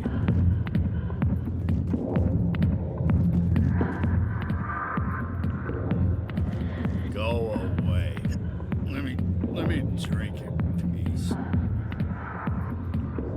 Go away. Let me drink in peace. Go away. Let me drink in peace.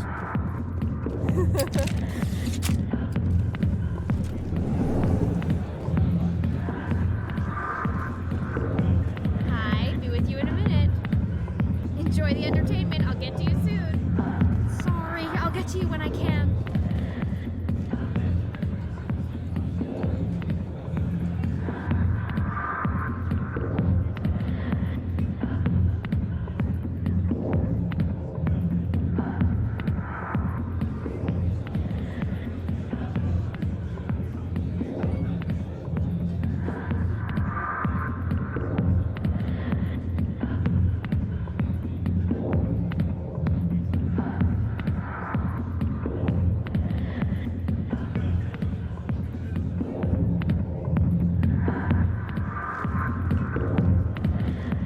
I could get used to living like this. C-Sec always turned a blind eye to what went on in here. The Thick Fist was made so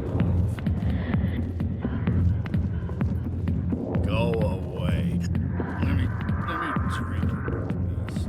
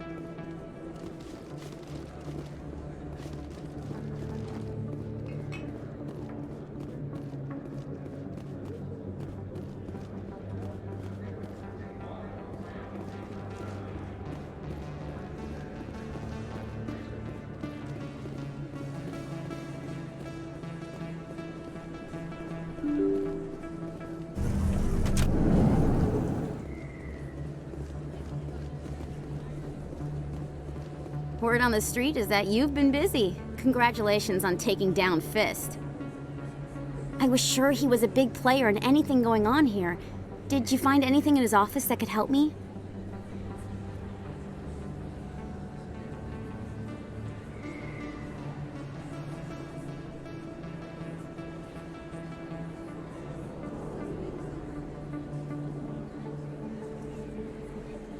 These OSDs might have the information you're looking for. You've got Fist files? This could be even bigger than I'd hoped. Here, Commander, for your trouble.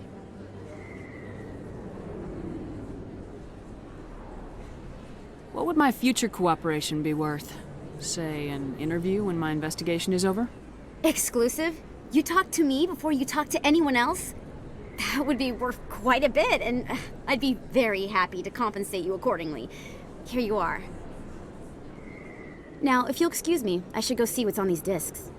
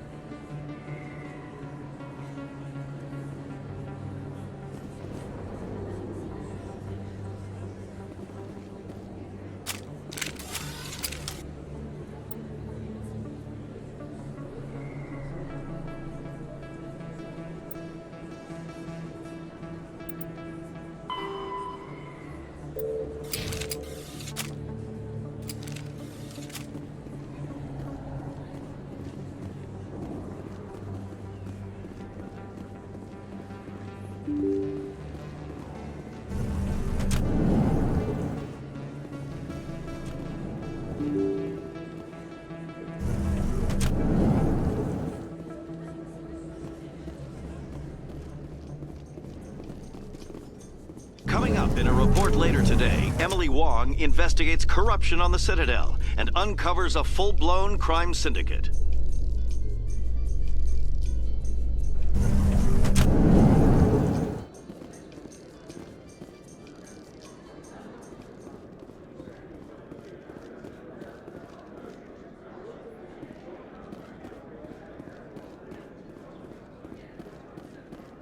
So how are you liking your posting at the Academy? It's good. Busy, though. I can't believe how many people you get coming in from the wards. Yeah, it's the busiest station on the Citadel. You'll never get bored. I guess not, but you could still use a few more men. That's why we brought you here. Sure, but there's still way more complaints than the officers can handle. That's just life near the wards, kid. You'll get used to it.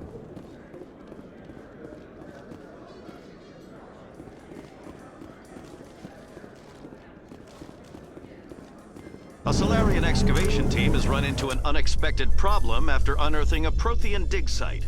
Hanar protesters have blockaded the dig site, claiming that artifacts of the Enkindlers, as the Hanar call them, should not be disturbed. The excavation team has appealed to Hanar representatives on the Citadel to reach a diplomatic solution.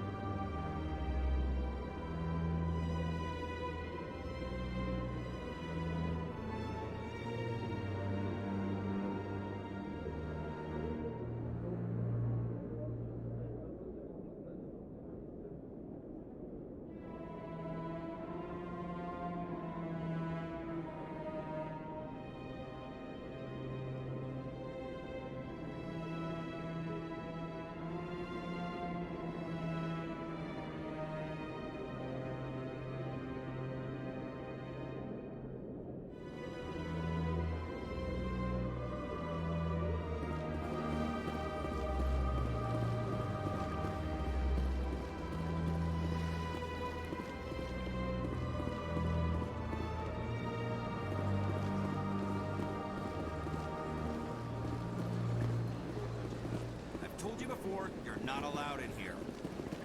This one believes it has the right to move freely through this area. You're creating a public disturbance. It's against Citadel regulations. This one is unsure why the other would not wish word of the Enkindlers to be spread.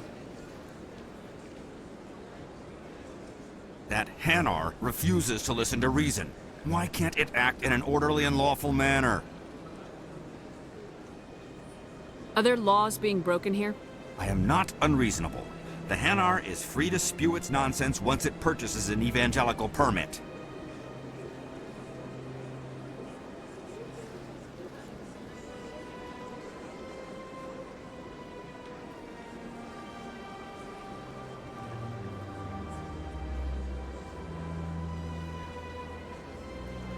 So if the Hanar gets a permit, it's allowed to preach?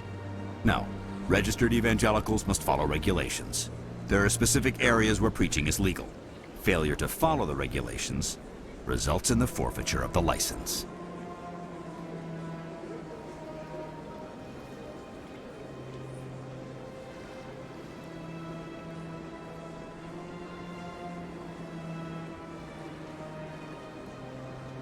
What's the purpose behind the evangelical permits?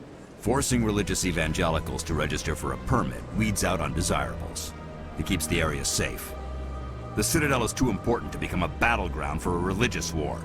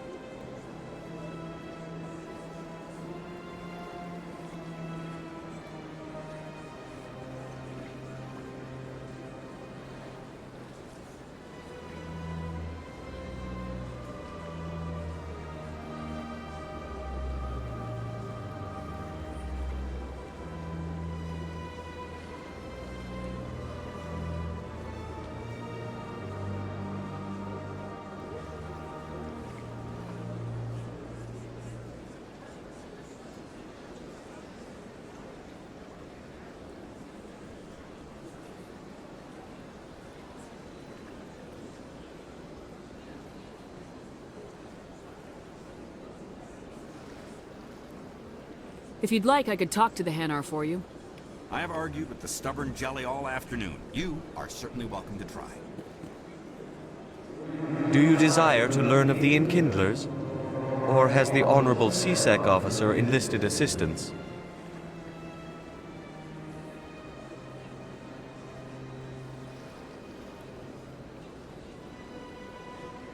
Why is the CSEC officer harassing you?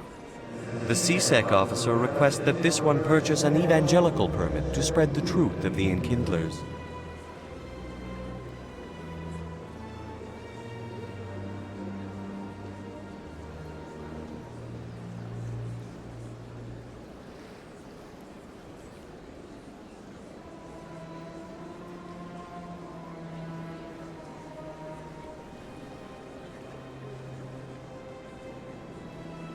If that's all the CSEC officer wants, why not just buy the permit?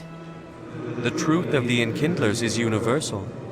This one humbly believes that the truth should not be suppressed. Exacting payment as a means of imposing limits upon the truth is an abrogation of this one's religious freedom.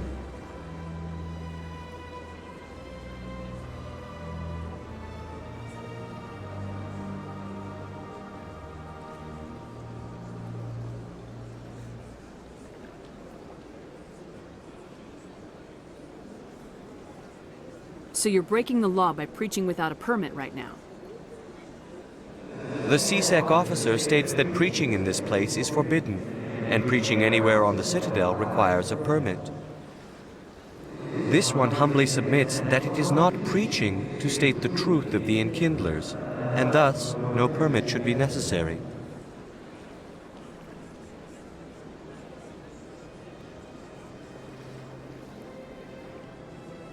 Who are the Enkindlers? Your people know them as the Protheans. They are the true creators of this one's people. The Enkindlers raised the Hanar from ignorance into consciousness by granting this one's people the gift of speech.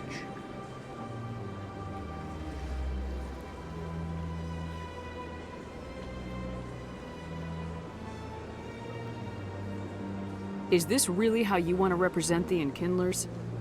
The truth of the Enkindlers must be made known. They gave the Hanar language, and gave the universe the mass relays.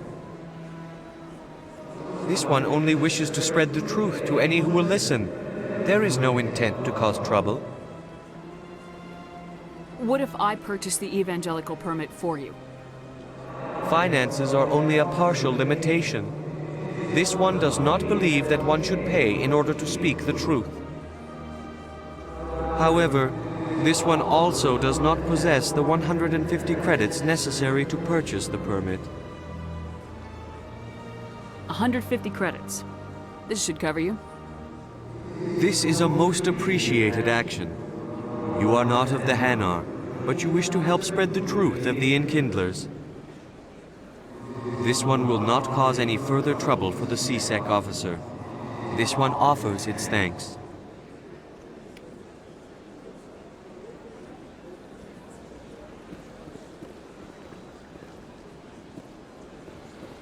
I see the Hanar is left. Thank you.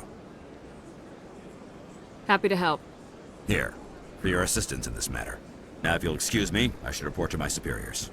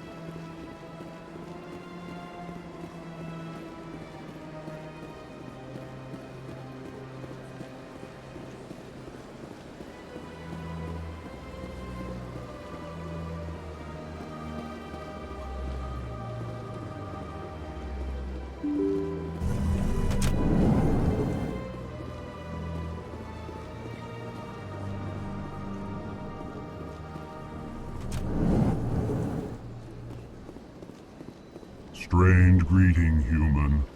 This is really not a good time. I know who revealed your secret. It was a Turian named Septimus. Unbelieving, I know this Septimus, and he could not learn my secrets. The only way he could learn them is from the Asari consort.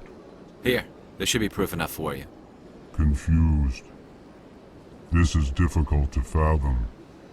If the Turian could learn this on his own, dismayed, anyone can discover my secret.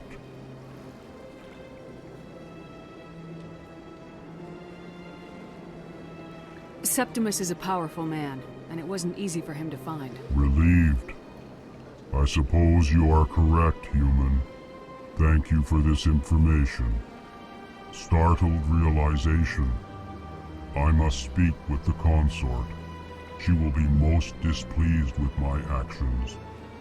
Anxious request. Please, human, if you will excuse me, I must go now. I'm sure she'll forgive you. It was an honest mistake. Doubtful. Perhaps you are right, human. I can only hope so. Thankful. That was a great thing you did, Commander. Approving. You see, Din, not all humans are as you say. I'm sure the Earth Clan stands to profit from this in some way. Apologetic. Do not listen to my Volus compatriot. It was a good thing you did, regardless of your intentions.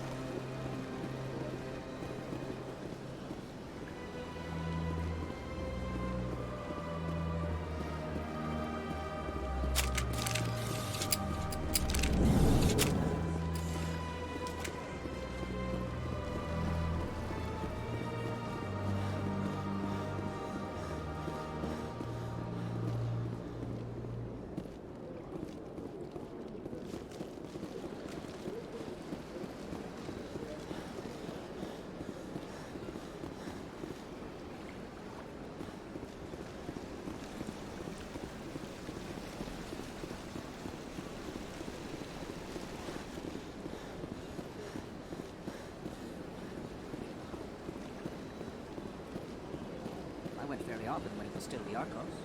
Yeah, ever since Fist took over, I don't go. Septimus has sent word. Apparently, he sought the consort's forgiveness. That's right. It was a long time ago, though. I barely remember it. What drew you back to the Citadel and to the consort? I don't know exactly. It may sound strange, but I see. Commander, I recently received a lovely note from Septimus. Thank you for speaking with him. Even the Alcor diplomat has withdrawn his campaign against me.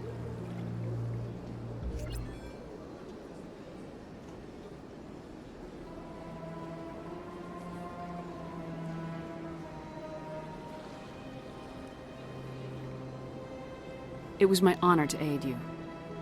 You are too kind, Commander, but I would not expect you to help me out of the kindness of your heart.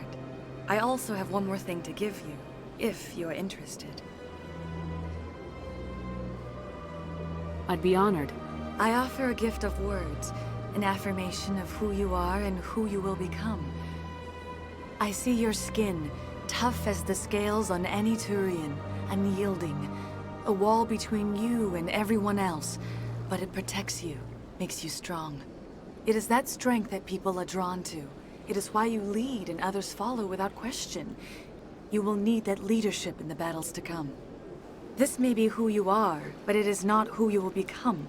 It only forms the basis for your future greatness. Remember these words when doubt descends, Commander.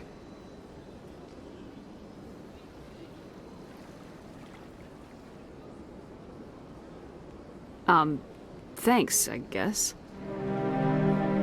Close your eyes and relax, Commander.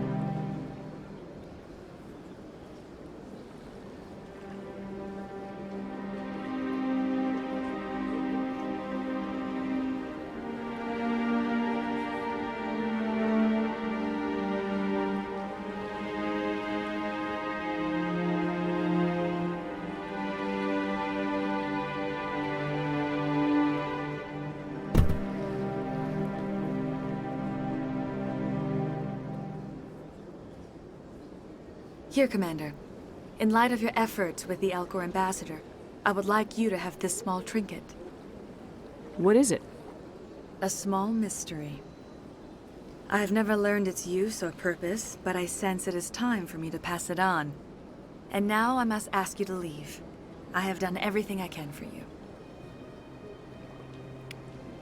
Remember my words, Commander Shepard. They will give you strength.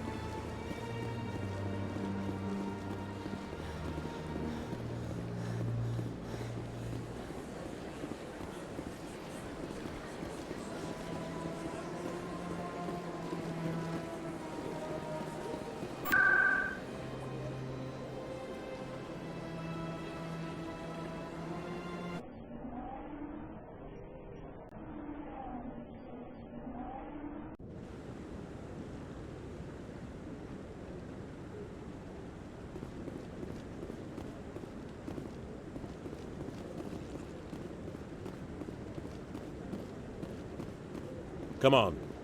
Udine is presenting the Quarians' evidence to the Council. Eden Prime was a major victory. The beacon has brought us one step closer to finding the conduit. And one step closer to the return of the Reapers. You wanted proof? There it is. This evidence is irrefutable, Ambassador. Saren will be stripped of his Spectre status, and all efforts will be made to bring him in to answer for his crimes. I recognize the other voice, the one speaking with Saren. Matriarch Benezia. Who is she? Matriarchs are powerful Asari who have entered the final stage of their lives. Revered for their wisdom and experience, they serve as guides and mentors to my people. Matriarch Benezia is a powerful biotic, and she had many followers. She will make a formidable ally for Saren. I'm more interested in the Reapers. What do you know about them? Only what was extracted from the Geth's memory core. The Reapers were an ancient race of machines that wiped out the Protheans. Then they vanished.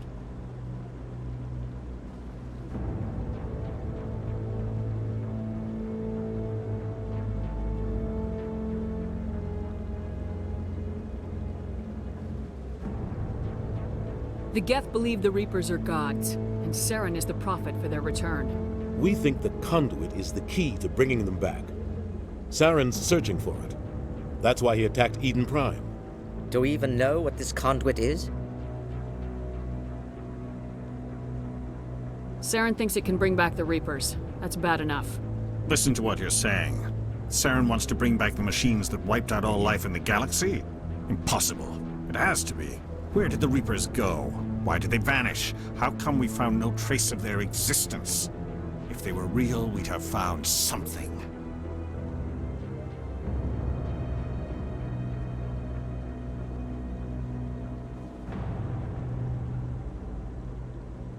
I tried to warn you about Saren, and you refused to face the truth.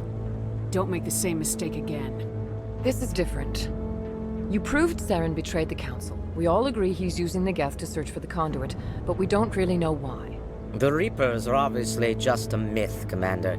A convenient lie to cover Saren's true purpose. A legend he is using to bend the Geth to his will.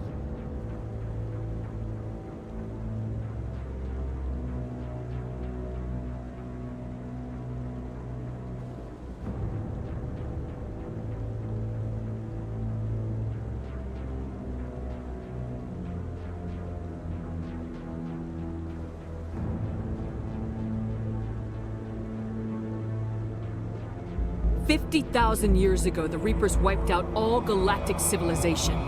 If Saren finds the conduit, it will happen again. Saren is a rogue agent on the run for his life. He no longer has the rights or resources of a Spectre. The Council has stripped him of his position. That is not good enough.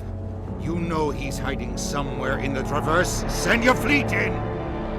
A fleet cannot track down one man. A Citadel fleet could secure the entire region, keep the Geth from attacking any more of our colonies. Or it could trigger a war with the Terminus systems. We won't be dragged into a galactic confrontation over a few dozen human colonies.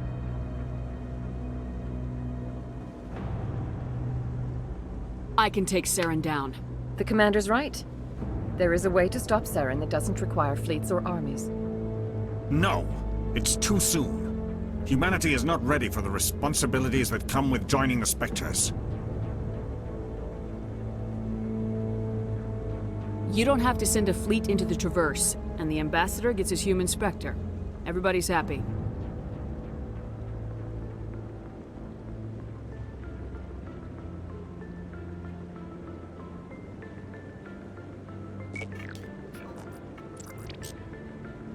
Commander Shepard, step forward.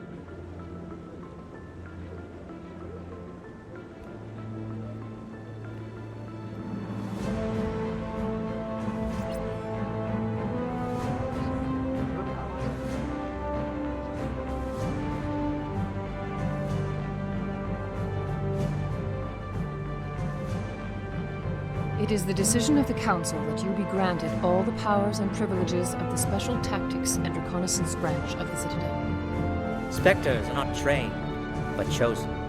Individuals forged in the fire of service and battle. Those whose actions elevate them above the rank and file.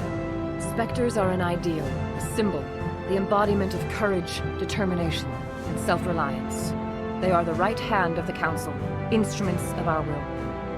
Spectres bear a great burden. They are protectors of galactic peace, both our first and last line of defense. The safety of the galaxy is theirs to uphold. You are the first human Spectre, Commander. This is a great accomplishment for you and your entire species. I'm honored, Counselor. We're sending you into the Traverse after Saren. He's a fugitive from justice, so you are authorized to use any means necessary to apprehend or eliminate him. Any idea where to find him? We will forward any relevant files to Ambassador Udina. This meeting of the Council is adjourned.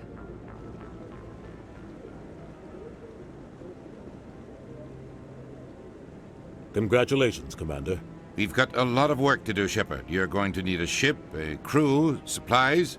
You'll get access to special equipment and training now. You should go down to the C-Sec Academy and speak to the Spectre Requisitions Officer. Anderson, come with me. I'll need your help to set all this up.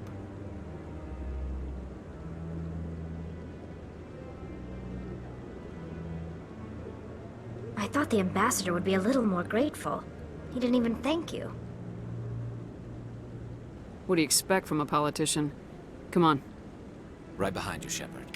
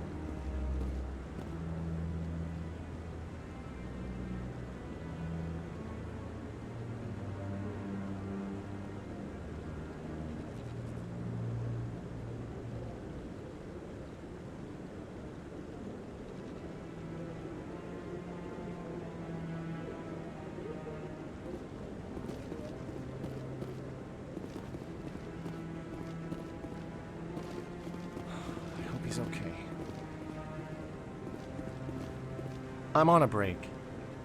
Talk to someone else if you need anything. I've got a lot on my mind. Maybe I can help. Well, maybe you can. You're a soldier, right? You ever head out to the Traverse?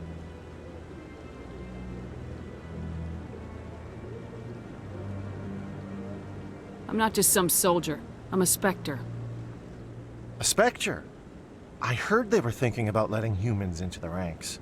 About time. Well, that means you can go anywhere you want, right? Even out into the Traverse? My brother's the captain of a ship called the Majesty. It was crossing the Traverse a few days ago when it disappeared. Just dropped right off the grid. And that usually means one of two things. They had massive mechanical failure, or they were attacked.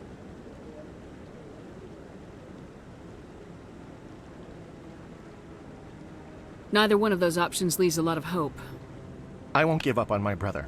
Not yet. I've got the coordinates for the last transmission from his vessel.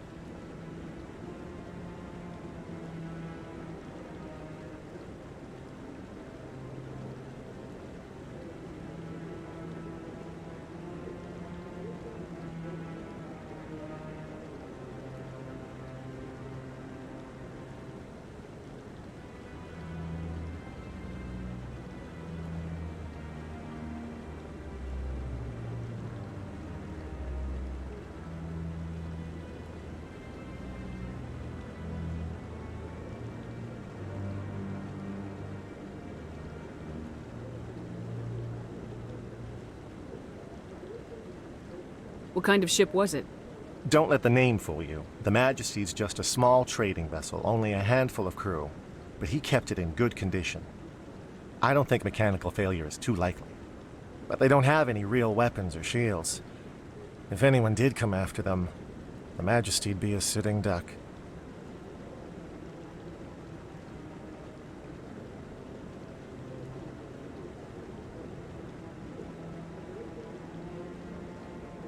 Isn't anyone else looking into this? My brother's just a small independent trader. Ships like his disappear in the Traverse all the time.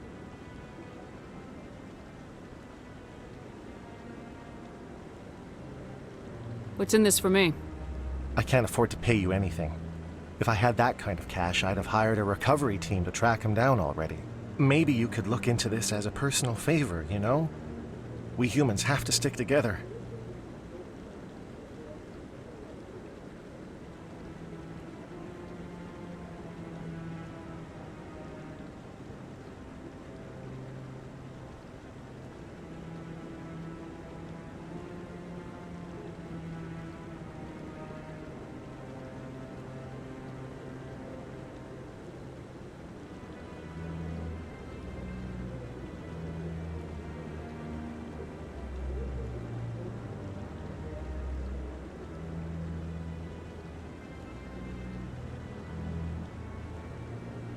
If your brother is still alive, I'll find him.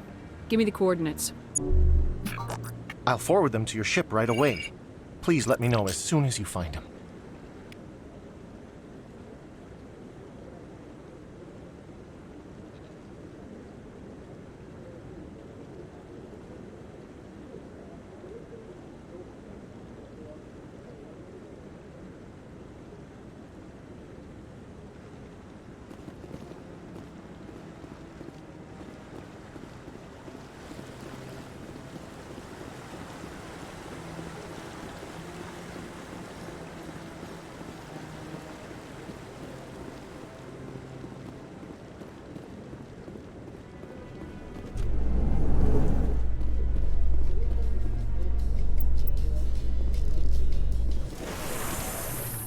In other news, Exogeny Corp is still denying reports that one of their survey teams has gone missing in the Hades Gamma Cluster. When asked why communication with the survey team was suddenly cut off last week, company officials refused to comment.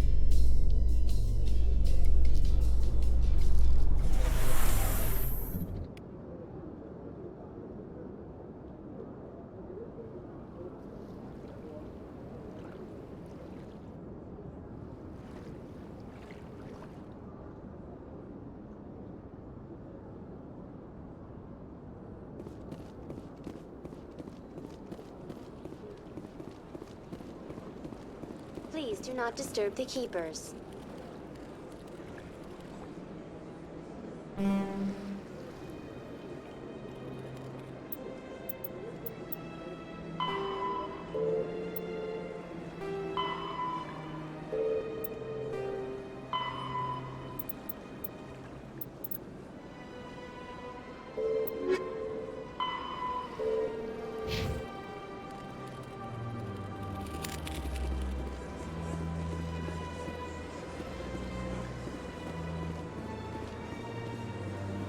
Let all races herald the glory of the Enkindlers who raised them all to enlightenment. Where there was only darkness, the Enkindlers gave light. Where there was only ignorance, the Enkindlers gave wisdom.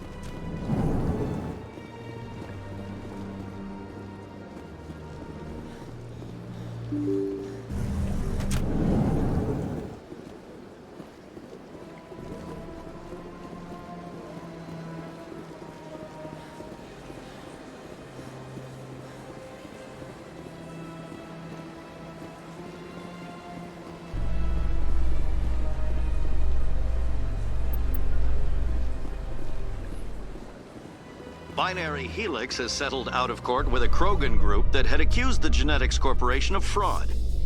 The Krogan group had contracted Binary Helix to perform studies with a long-range goal of curing their genetic sterilization. The group later sued for a return of investment money when the study produced no viable results.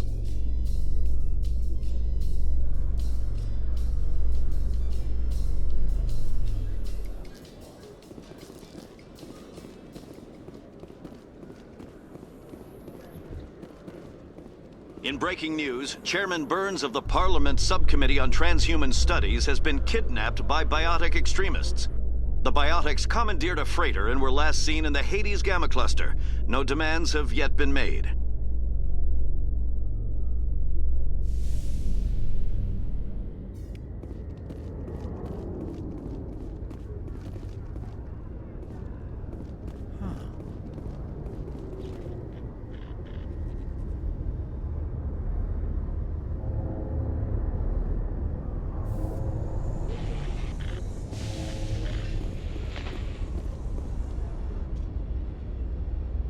I've got big news for you, Shepard. Captain Anderson is stepping down as commanding officer of the Normandy. The ship is yours now.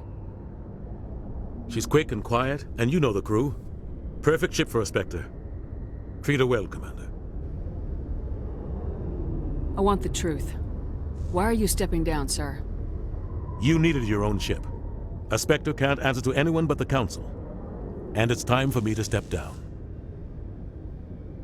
Come clean with me, Captain. You owe me that much. I was in your shoes 20 years ago, Shepard. They were considering me for the Spectres.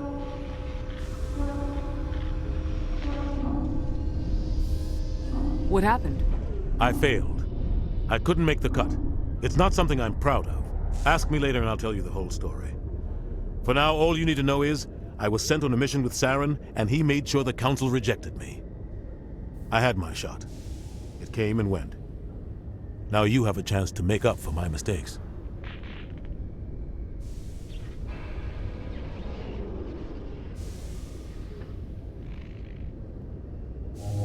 I won't let you down, sir. Saren's gone. Don't even try to find him. But we know what he's after. The conduit. He's got his Geth scouring the Traverse looking for clues. We had reports of Geth in the Pharaoh system shortly before our colony there dropped out of contact, and there have been sightings around Noveria. Find out what Saren was after on Pharos and Noveria. Maybe you can figure out where the conduit is before he does. The Reapers are the real threat. I'm with the Council on this one, Shepard. I'm not sure they even exist. But if they do exist, the conduit's the key to bringing them back. Stop Saren from getting the conduit, and we stop the Reapers from returning.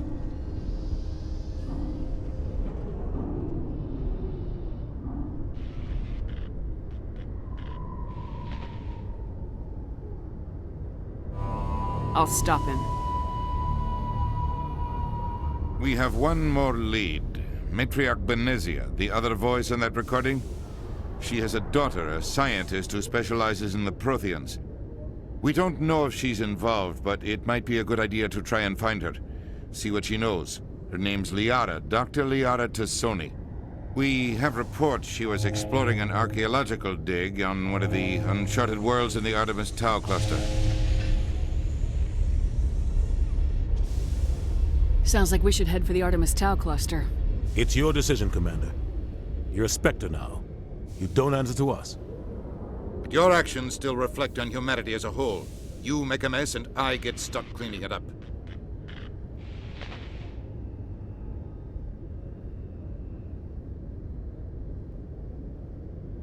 I'll take care of Saren. You take care of the political fallout. Not exactly the answer I was looking for, Shepard. Remember, you were a human long before you were a Spectre. I have a meeting to get to. Captain Anderson can answer any questions you might have.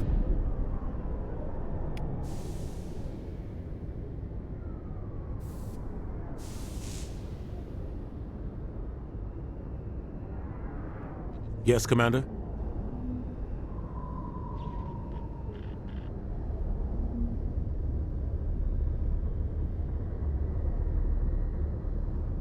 How are you holding up? Honestly, this isn't how I pictured my career coming to an end. Pushing papers really isn't my thing, but you're the one who can stop Saren. I believe in you, Shepard. If that means I have to step aside, so be it. Tell me what happened with you and Saren 20 years ago. It's close to 20 years ago now. Ambassador Goyle was our representative here on the Citadel. Like Udina, she wanted to get a human into the Spectres. She chose me. The Council sent Saren to keep an eye on me and evaluate my performance, just like they sent Nihilus to keep tabs on you.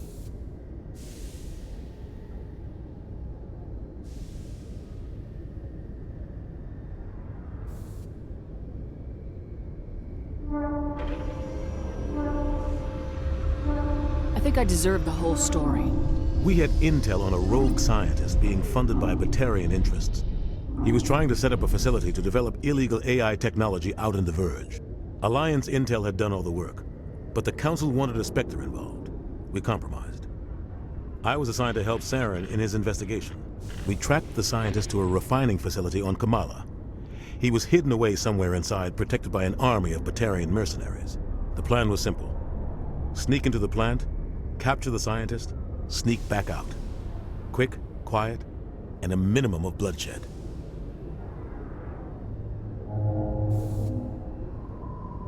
I'm guessing things didn't go as planned?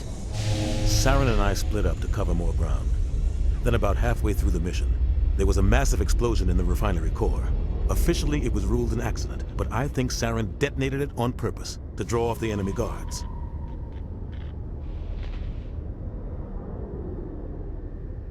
Sounds like overkill to me. The explosion tore the refinery to shreds. The whole place was on fire. Black chemical clouds poured out into the atmosphere. Nobody inside survived. There was a camp for the workers and their families nearby. Between the fires and the toxic fumes, the final death count was over 500, mostly civilians. Saren didn't care. The target was eliminated, mission accomplished, and I ended up taking the blame. That ended all talk of me joining the Spectres. Saren caused the explosion. How'd he pin it on you? In his report, Saren accused me of blowing his cover. He said it was my fault the guards were ready for us. He claimed that's why it turned into a massacre. Saren's report was all the proof the Council needed to kill my chances of becoming a Spectre. Why'd you let him get away with it? Who do you think the Council was going to listen to? Me? Or their best agent? I had a bad feeling about him right from the start. I should have been more careful. Maybe I could have stopped things before they got out of hand.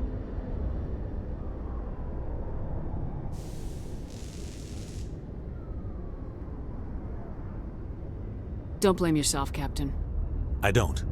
I blame Saren. I think he wanted things to go bad. He was looking for an excuse to blow that refinery. Maybe he just likes the violence. Maybe he was just trying to make me look bad to keep humans out of the Spectres. If so, he pulled it off. Why'd you let him get away with it? Who do you think the Council was going to listen to? I had a bad feeling about him. Don't blame yourself. Maybe he just likes the violence. Maybe the only thing I care about is stopping Saren. You're right, Commander. It's no good living in the past.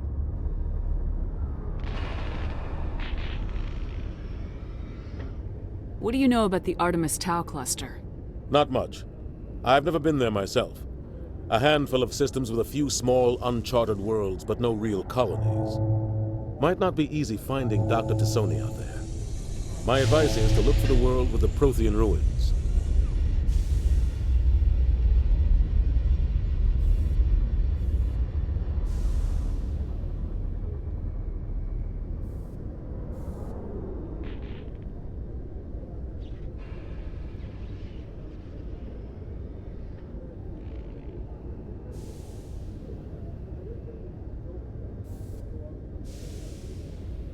Any extra intel you can give me on our colony at Pharos? The entire planet used to be one giant Prothean city. Mostly ruins now. But some of the infrastructure is still intact. The colony tried to build on what the Protheans left behind. We lost all contact with them when the Geth attacked.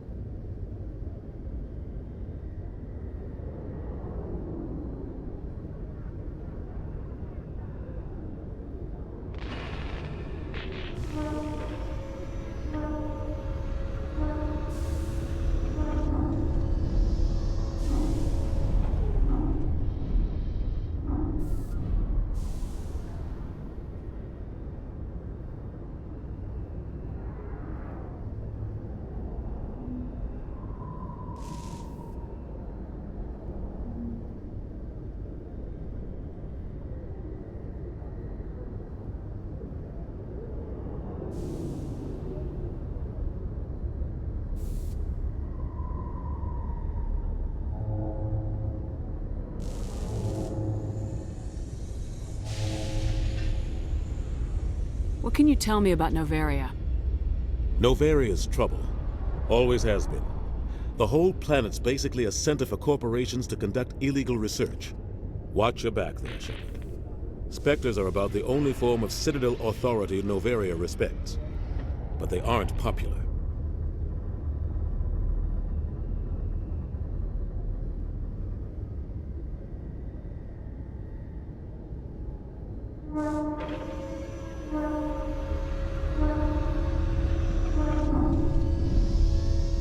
I should go. I'll be here if you need anything.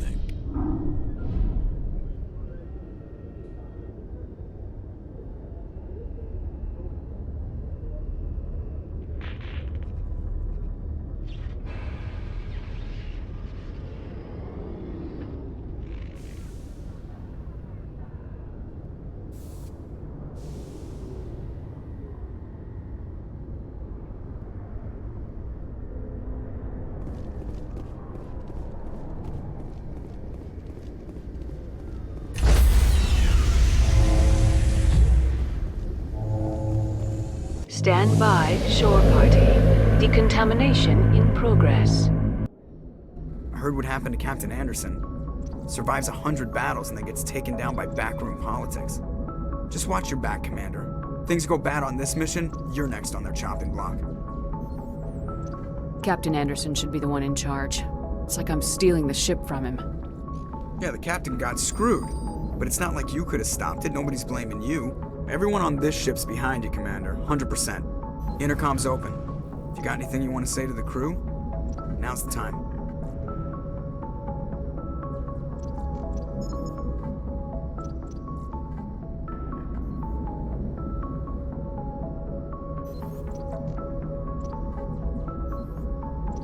This is Commander Shepard speaking. We have our orders. Find Saren before he finds the conduit.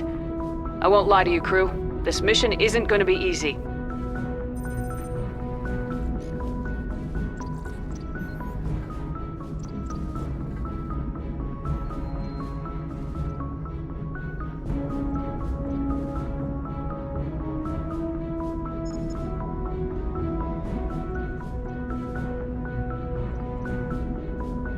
For too long, our species has stood apart from the others.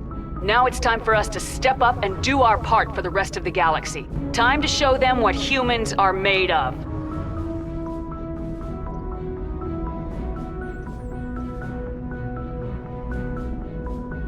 Our enemy knows we're coming. When we go into the Traverse, Saren's followers will be waiting for us.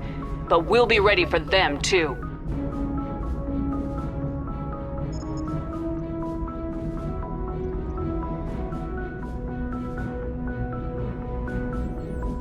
Humanity needs to do this. Not just for our own sake, but for the sake of every other species in Citadel space. Saren must be stopped, and I promise you all, we will stop him. Well said, Commander. Captain will be proud.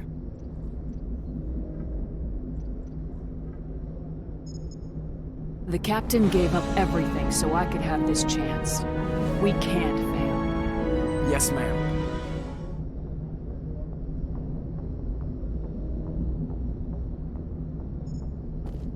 Commander, something you need? How's the Normandy performing? Is she everything they said she'd be? She's the best ship in the fleet. If you've got a pilot who knows how to handle her. Balance isn't what you'd expect. Takes a while to get used to that oversized drive core we got stuffed in the back, and her power can sneak up on you if you're not careful. The Normandy's probably too much ship for your average Alliance pilot, Commander. Lucky for you, I'm anything but average. I like to know my crew. Mind if I ask you a few questions? I can see where this is going. You did a background check on me, didn't you? Well, I'll tell you the same thing I told the captain. You want me as your pilot. I'm not good. I'm not even great. I am the best damn helmsman in the Alliance fleet. Top of my class in flight school, I earned that. All those commendations in my file, I earned every single one. Those weren't given to me as charity for my disease. What are you talking about? Are you sick? You mean you didn't know? Oh, crap. Okay, I've got Vrolik syndrome, brittle bone disease. The bones in my legs never develop properly. They're basically hollow, too much force and they'll shatter. Even with crutches and my leg braces, it's hard to get around. One wrong step and crack! It's very dramatic, but I've learned to manage my condition, Commander. Put the Normandy in my hands and I'll make her dance for you. Just don't ask me to get up and dance unless, you like the sound of snapping shin bones.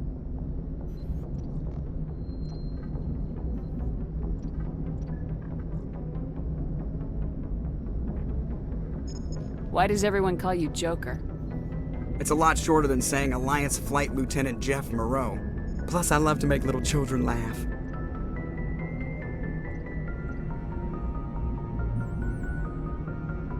I was just thinking how much you remind me of Santa Claus.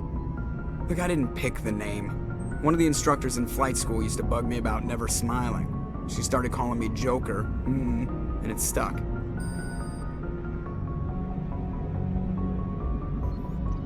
Why didn't you ever smile? Hey, I worked my ass off in flight school, Commander. The world's not gonna hand you anything if you go around grinning like an idiot. By the end of the year, I was the best pilot in the academy, even better than the instructors, and everybody knew it. They'd all got their asses kicked by the sickly kid with the creaky little legs. One guess who was smiling at graduation? I need to know more about this Vrolik syndrome if I'm putting my ship in your hands. Yeah, of course you do. It's an extremely rare condition. Nobody knows exactly what causes it. Genetic, maybe. It's treatable, but there's no cure. They classify my case as moderate to severe. I was born with over a dozen fractures, hip, thighs, ankles. My bones were already breaking in the womb. 100 years ago, I wouldn't have survived past my first year. Lucky for me, modern medical science has turned me into a productive member of society. You're not gonna break a bone trying to fly the ship, are you? I don't fly with my feet, Commander, so I'm fine as long as I'm in this chair. I gotta be real careful when I get up to take a piss, though. I can do my job as well as anyone on the ship. Better, actually. So don't worry about it. I'm not trying to make you uncomfortable. Let's talk about something else. Whatever you want, Commander. How'd you end up joining the Alliance? Look, if you're looking for an inspirational tale of the crippled kid overcoming impossible odds, you're gonna be disappointed. My mother was a civilian contractor working for the Alliance. I basically grew up on the Arcturus station back when they were building up the fleets. Spend all that time around Alliance ships, there's a good chance you'll end up going to the Academy.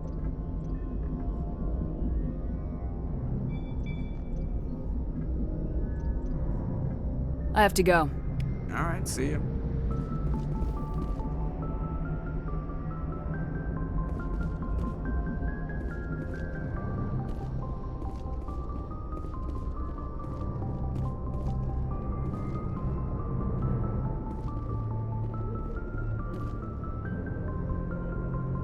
If anyone has to take over for Captain Anderson, I'm glad it's you. I'm not sure about having non-humans on our ship, though. We're all on the same team here, Presley. With all due respect, ma'am, that's what they said about Nihilus. Look how that turned out. I'm in charge here, Presley. I decide if we have non-humans on this vessel. Yes, ma'am. Understood, ma'am. Speak freely, Presley.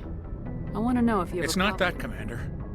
Humanity has always handled its own problems. Saren attacked one of our colonies. We should be the ones to stop him. We don't need their help. Some people think asking for help is a sign of weakness. That's just being stupid and stubborn. No matter how strong you are, allies can make you stronger. I guess so. Maybe I'm just stuck in the old ways of thinking. But don't worry, Commander. This won't be a problem.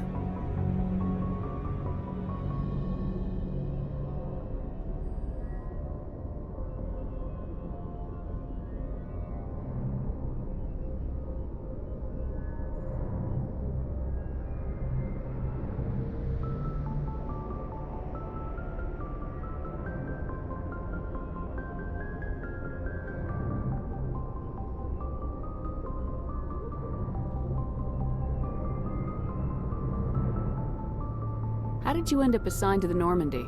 I signed up with the Alliance as a navigator right out of school, following in my grandfather's footsteps, I guess. My first posting was on the Agincourt. We were one of the first reinforcements to arrive at Elysium after the Blitz hit. Those raiders were no match for an Alliance frigate. Of course, the only reason the colony was still standing was because of you, Commander. I can't believe you held out as long as you did. How'd you end up on the Normandy? I got my officer's commission after Elysium. Must have made an impression on the right people. Captain asked for me when he was picking his crew. Carry on, Presley. Yes, ma'am.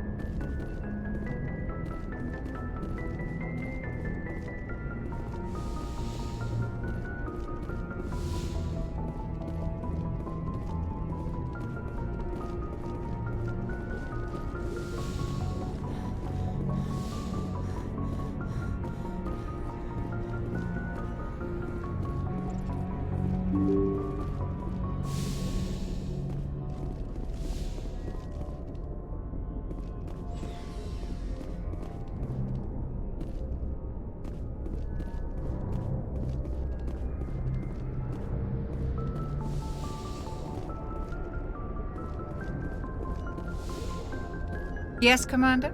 Is there something you need? I should go. Goodbye, Commander.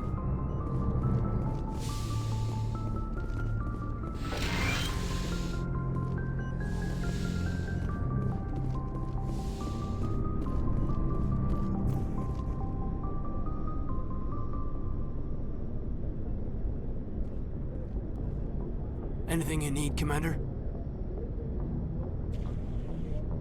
Just trying to get a sense of where the crew's at. Thoughts? I've wasted enough of your time for now, Commander. We'll have time for personal debriefings later. What's your opinion on the last mission? I don't see how we could have done things any better. At least not without getting to Eden Prime sooner. And we were on the scene faster than any other Alliance ship could have been. We'll talk another time, Lieutenant. Commander?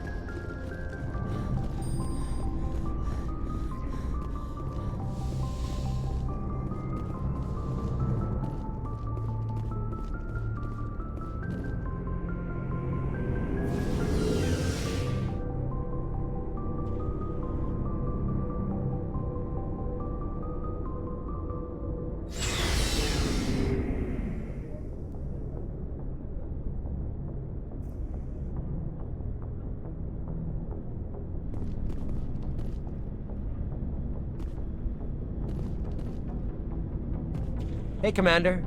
Looking for some extra supplies before you head out? Not right now, thanks. No problem. Keep checking back. Thanks for bringing me on board, Commander. I knew working with the Spectre would be better than life at CSEC. Have you worked with the Spectre before? Well, no, but I know what they're like. Spectres make their own rules. You're free to handle things your way. At CSEC, you're buried by rules. The damn bureaucrats are always on your back. For the most part, the rules are there for a reason. Maybe.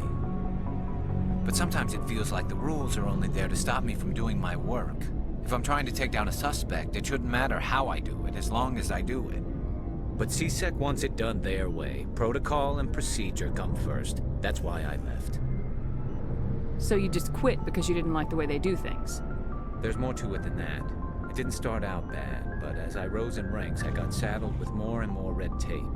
CSEC's handling of Saren was typical. I just couldn't take it anymore. I hate leaving. I hope you made the right choice. I'd hate for you to regret it later. Well, that's sort of why I teamed up with you. It's a chance for me to get off the Citadel, see how things are done outside CSEC. Either way, I plan to make the most of this. And without CSEC headquarters looking over my shoulder, well, maybe I can get the job done my way for a change. As long as you do your job well, you're free to go about your business as you see fit. Thank you, Commander.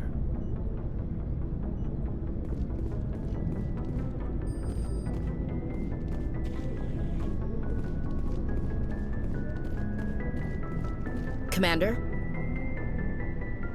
What's your opinion of the last mission? Kinda wish you'd got there sooner, Commander. No offense, I appreciate the rescue. I just wish... You wish we'd been able to save the rest of your unit. Yes, ma'am. If I had been more alert, we wouldn't have been cut down by an ambush. The Geth are perfect ambushers. They don't move, they don't make noise, they don't even breathe. They have flashlight heads, ma'am.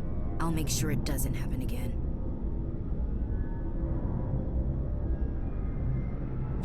Do you have a few minutes to talk?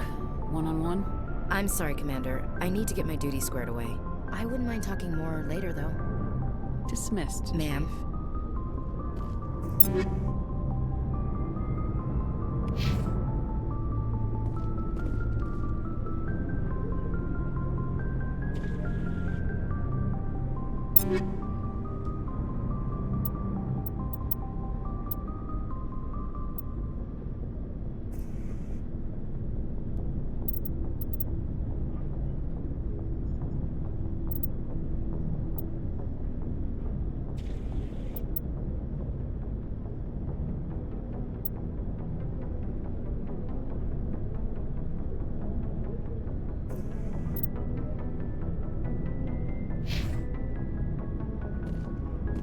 Nice ship you've got, Shepard.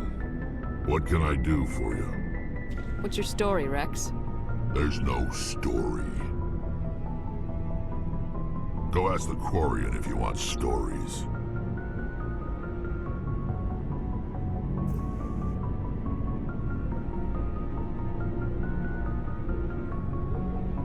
You Krogans live for centuries. Don't tell me you haven't had a few interesting adventures. Well, there was this one time the Turians almost wiped out our entire race. That was fun. Yeah, they tried the same with us, but we fought them off. It's not the same.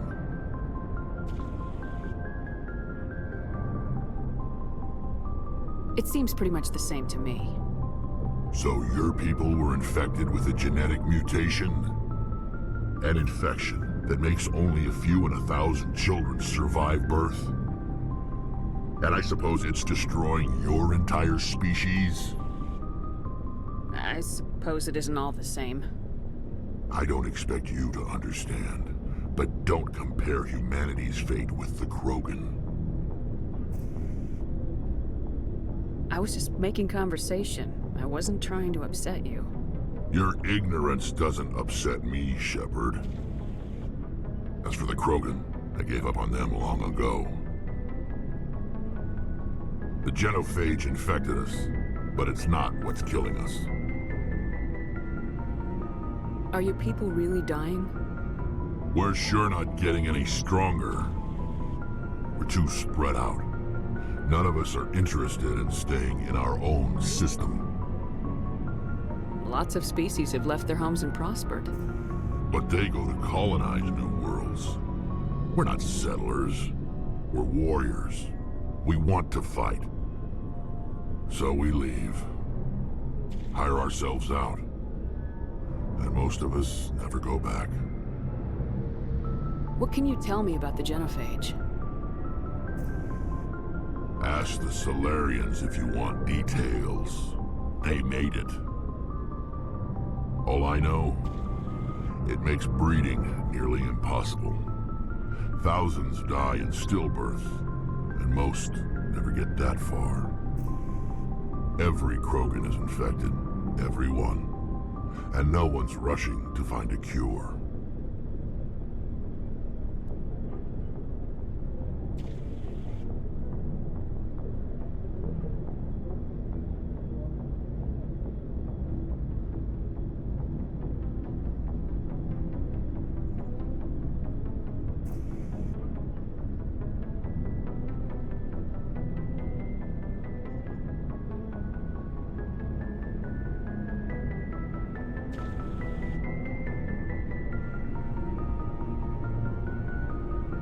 Why don't the Krogan try to find a cure?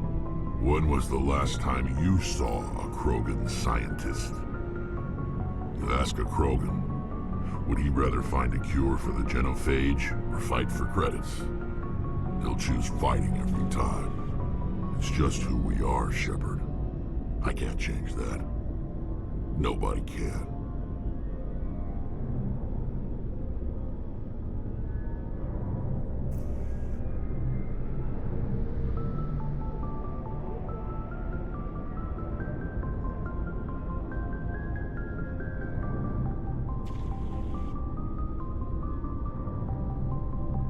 So long, Rex.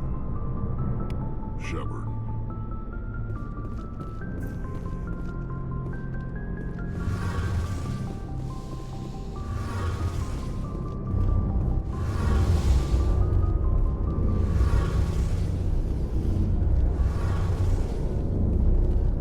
Hey, Commander, you know that Quarian, Tally? She's been spending all her time down here asking me about our engines.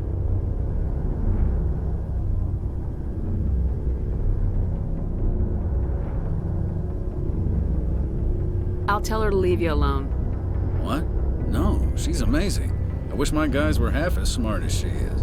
Give her a month on board and she'll know more about our engines than I do. She's got a real knack for technology, that one. I can see why you wanted her to come along. I figured she'd be a real asset to the team. You've got an eye for talent, Commander, but I'm guessing that's not why you came down here. Fill me in on the IES stealth system. How does it work exactly? You can't hide a ship out in space. They emit too much heat and radiation. Too easy for sensors to pick them up, unless you find a way to capture those emissions. So our stealth systems trap the energy we give off in storage sinks built into the ship itself. No emissions to give away our location. Eventually the sinks have to be vented. More than a few hours silent running and they overheat. Cook us inside our own hull.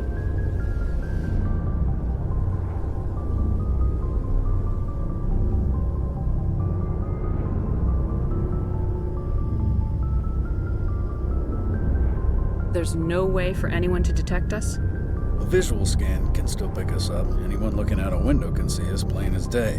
But you have to be pretty close to get an actual visual out in space. Most vessels rely on scanners. As long as the stealth systems are engaged, they can't see us. Not unless we accelerate to FTL speeds. Why doesn't it work with faster-than-light travel? Cranking up to FTL blue shifts our emissions, pushes them into frequencies too high to capture in the sinks. As soon as we make the jump, it's like setting off a flare.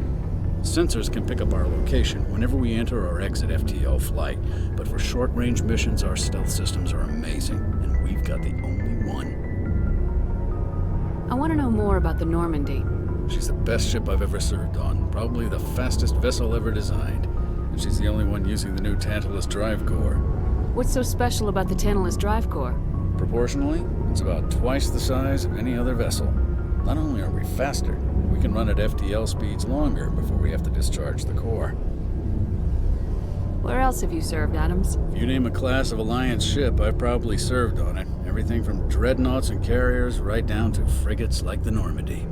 My last assignment was on the Tokyo, only a cruiser, but she was a good ship. Couldn't hold a candle to the Normandy, though. Carry on, Adams. Aye, aye, Commander. Your ship's amazing, Shepard. I've never seen a drive core like this before. I can't believe you were able to fit it into a ship this small. I'm starting to understand why you humans have been so successful. I had no idea Alliance vessels were so advanced.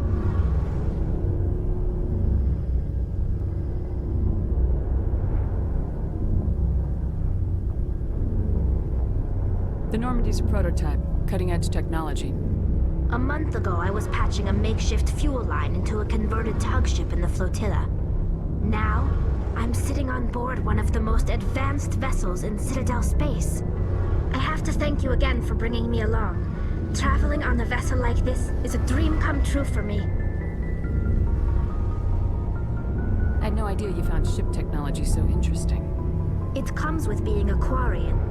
The migrant fleet is the key to the survival of my people. Ships are our most valuable resource. But we don't have anything like this. We make do with cast-offs and second-hand equipment. We just try to keep them running for as long as we can. Some of the fleet's larger vessels date all the way back to our original flight from the Geth. I can't believe your fleet's still using ships that are 3 centuries old. They're constantly being repaired, modified, and refitted. They aren't pretty, but they work. Mostly. We've tried to make ourselves as independent as possible on the flotilla, grow our own food, mine, and process our own fuel. But some things we just can't make on our own. A patch to maintain the hull integrity requires raw materials we just don't have. That's why our pilgrimages are so important. I want to know more about the pilgrimage. When my people reach maturity, we leave our birth ships and seek acceptance with a new crew. It's necessary to maintain genetic diversity among the fleet. But no ship wants to accept someone who will be a burden on them. So, to prove our worth, we embark on a pilgrimage. We set out alone, leaving the flotilla and our families behind us. We only return once we have found something of value we can bring back to the fleet. This is presented as a gift to the captain of the respective ship we wish to join. If the gift is accepted, we are welcomed into the crew.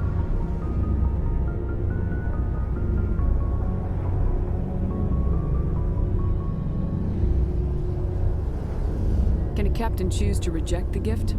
That doesn't happen often. Most captains are eager to increase the size of their crew. It increases their own standing in our society. Even when a gift is not particularly valuable, the captain usually accepts it out of a sense of tradition. However, there is a stigma to presenting a substandard gift. It's not the best way to make a good impression on a new community. Most pilgrims don't return until they find something worthwhile. I can't believe they just send you off alone. It's not like they just cast us out. Before we leave, we are given lessons in how to survive outside the flotilla, and given gifts to help us on our journey. We also receive implants to fight off sickness and disease. Generations of living in an isolated and highly controlled environment have left our immune systems weaker than most. By the time we leave the fleet, we are well equipped for the pilgrimage. This is a rite of passage for all Quarians. If it were dangerous, our numbers would suffer.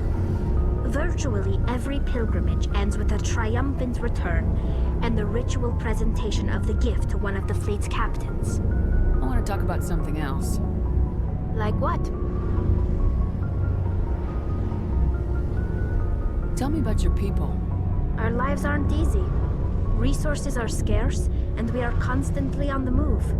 Everything we do must in some way contribute to the continuation of the migrant fleet. There are 17 million Quarians in the flotilla, and each of us relies on the others for survival. The bonds among my people are strong. Unfortunately, we have had to surrender many of the freedoms and civil liberties other species take for granted.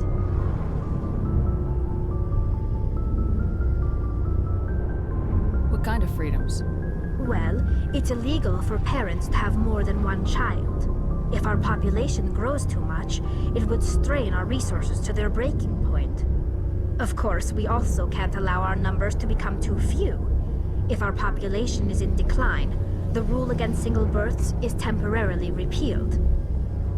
In extreme cases of population decline, incentives are even offered to encourage multiple births, though the Conclave hasn't had to take such measures in nearly a century. That's your government. The Conclave is our civilian branch of government. Each ship can elect a representative to serve on the Conclave and make decisions that affect the fleet as a whole. On matters that affect an individual ship, however, the captain has the final say. It's a tradition that dates back to the early days, when the fleet was governed by martial law. Fortunately, most captains nowadays are smart enough to have an elected council from their crew to give them advice and guidance.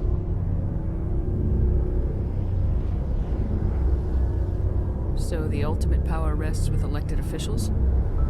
In practice, the Conclave and the respective council for each ship tend to set the rules that govern our daily lives. But in theory, we are still under military jurisdiction. The 5 top-ranking military officials in the fleet serve on the Admiralty Board. These 5 have the power to overrule any decision by the Conclave in case of emergency. To do so requires unanimous agreement among the Admiralty, and they can only do this once. After that, the entire board must resign their posts. It's a safeguard that served us well. In nearly 3 centuries, the Admiralty Board has only overruled the Conclave 4 times.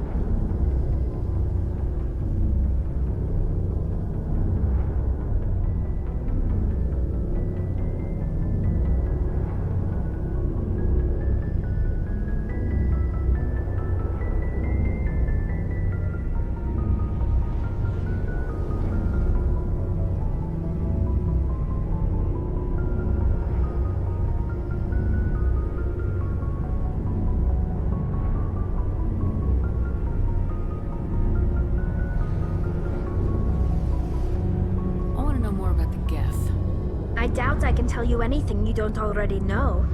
It's been almost 3 centuries since they drove my people into exile.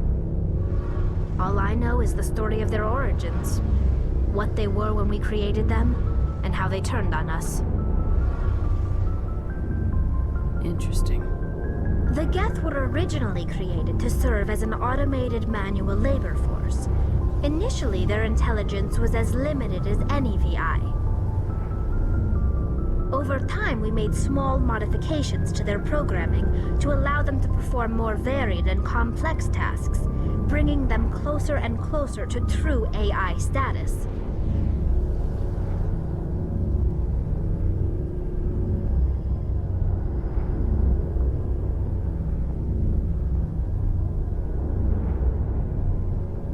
How come the Council didn't step in and stop you?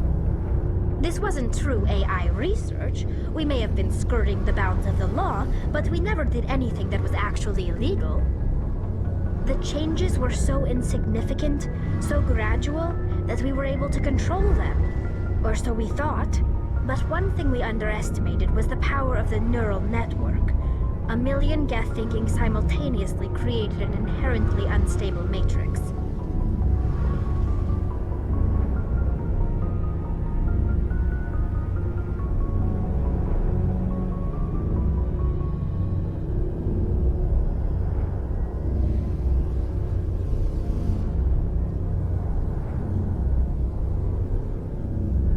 So the Geth share brainpower?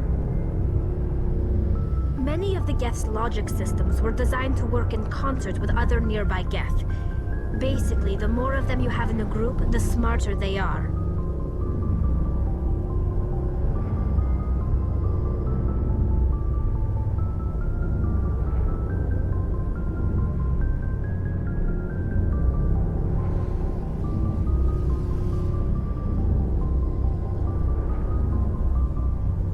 So there's some sort of group consciousness? No, nothing like that. They cannot share sensory data or information. Their programming cannot handle that much simultaneous input. Each Geth maintains an individual awareness and identity. The neural network only operates on a process-based level. It's basically the synthetic equivalent of a subconscious. But when they're in close proximity, they can coordinate low-level functional processes, freeing up more capacity for original or independent thought. What made them rebel? As we built more and more Geth, their effective intelligence became more sophisticated, more abstract. One day, a Geth began to ask its Quarian overseer questions about the nature of its existence. Am I alive? Why am I here? What is my purpose? As you can imagine, this caused a near panic among my people.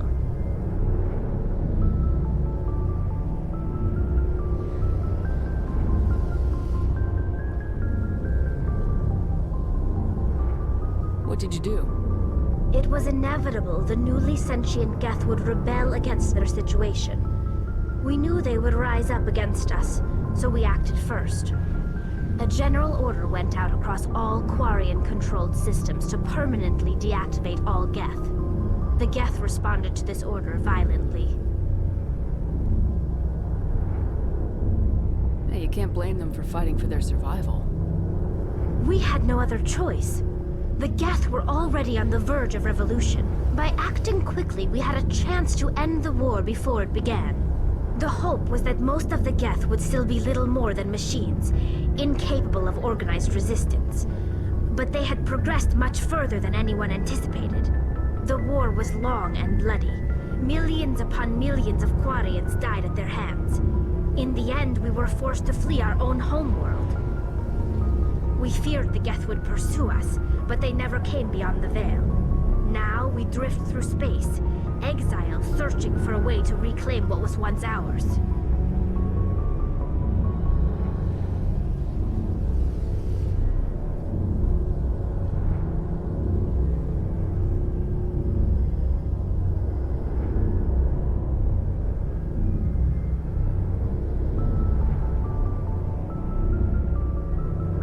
I should go.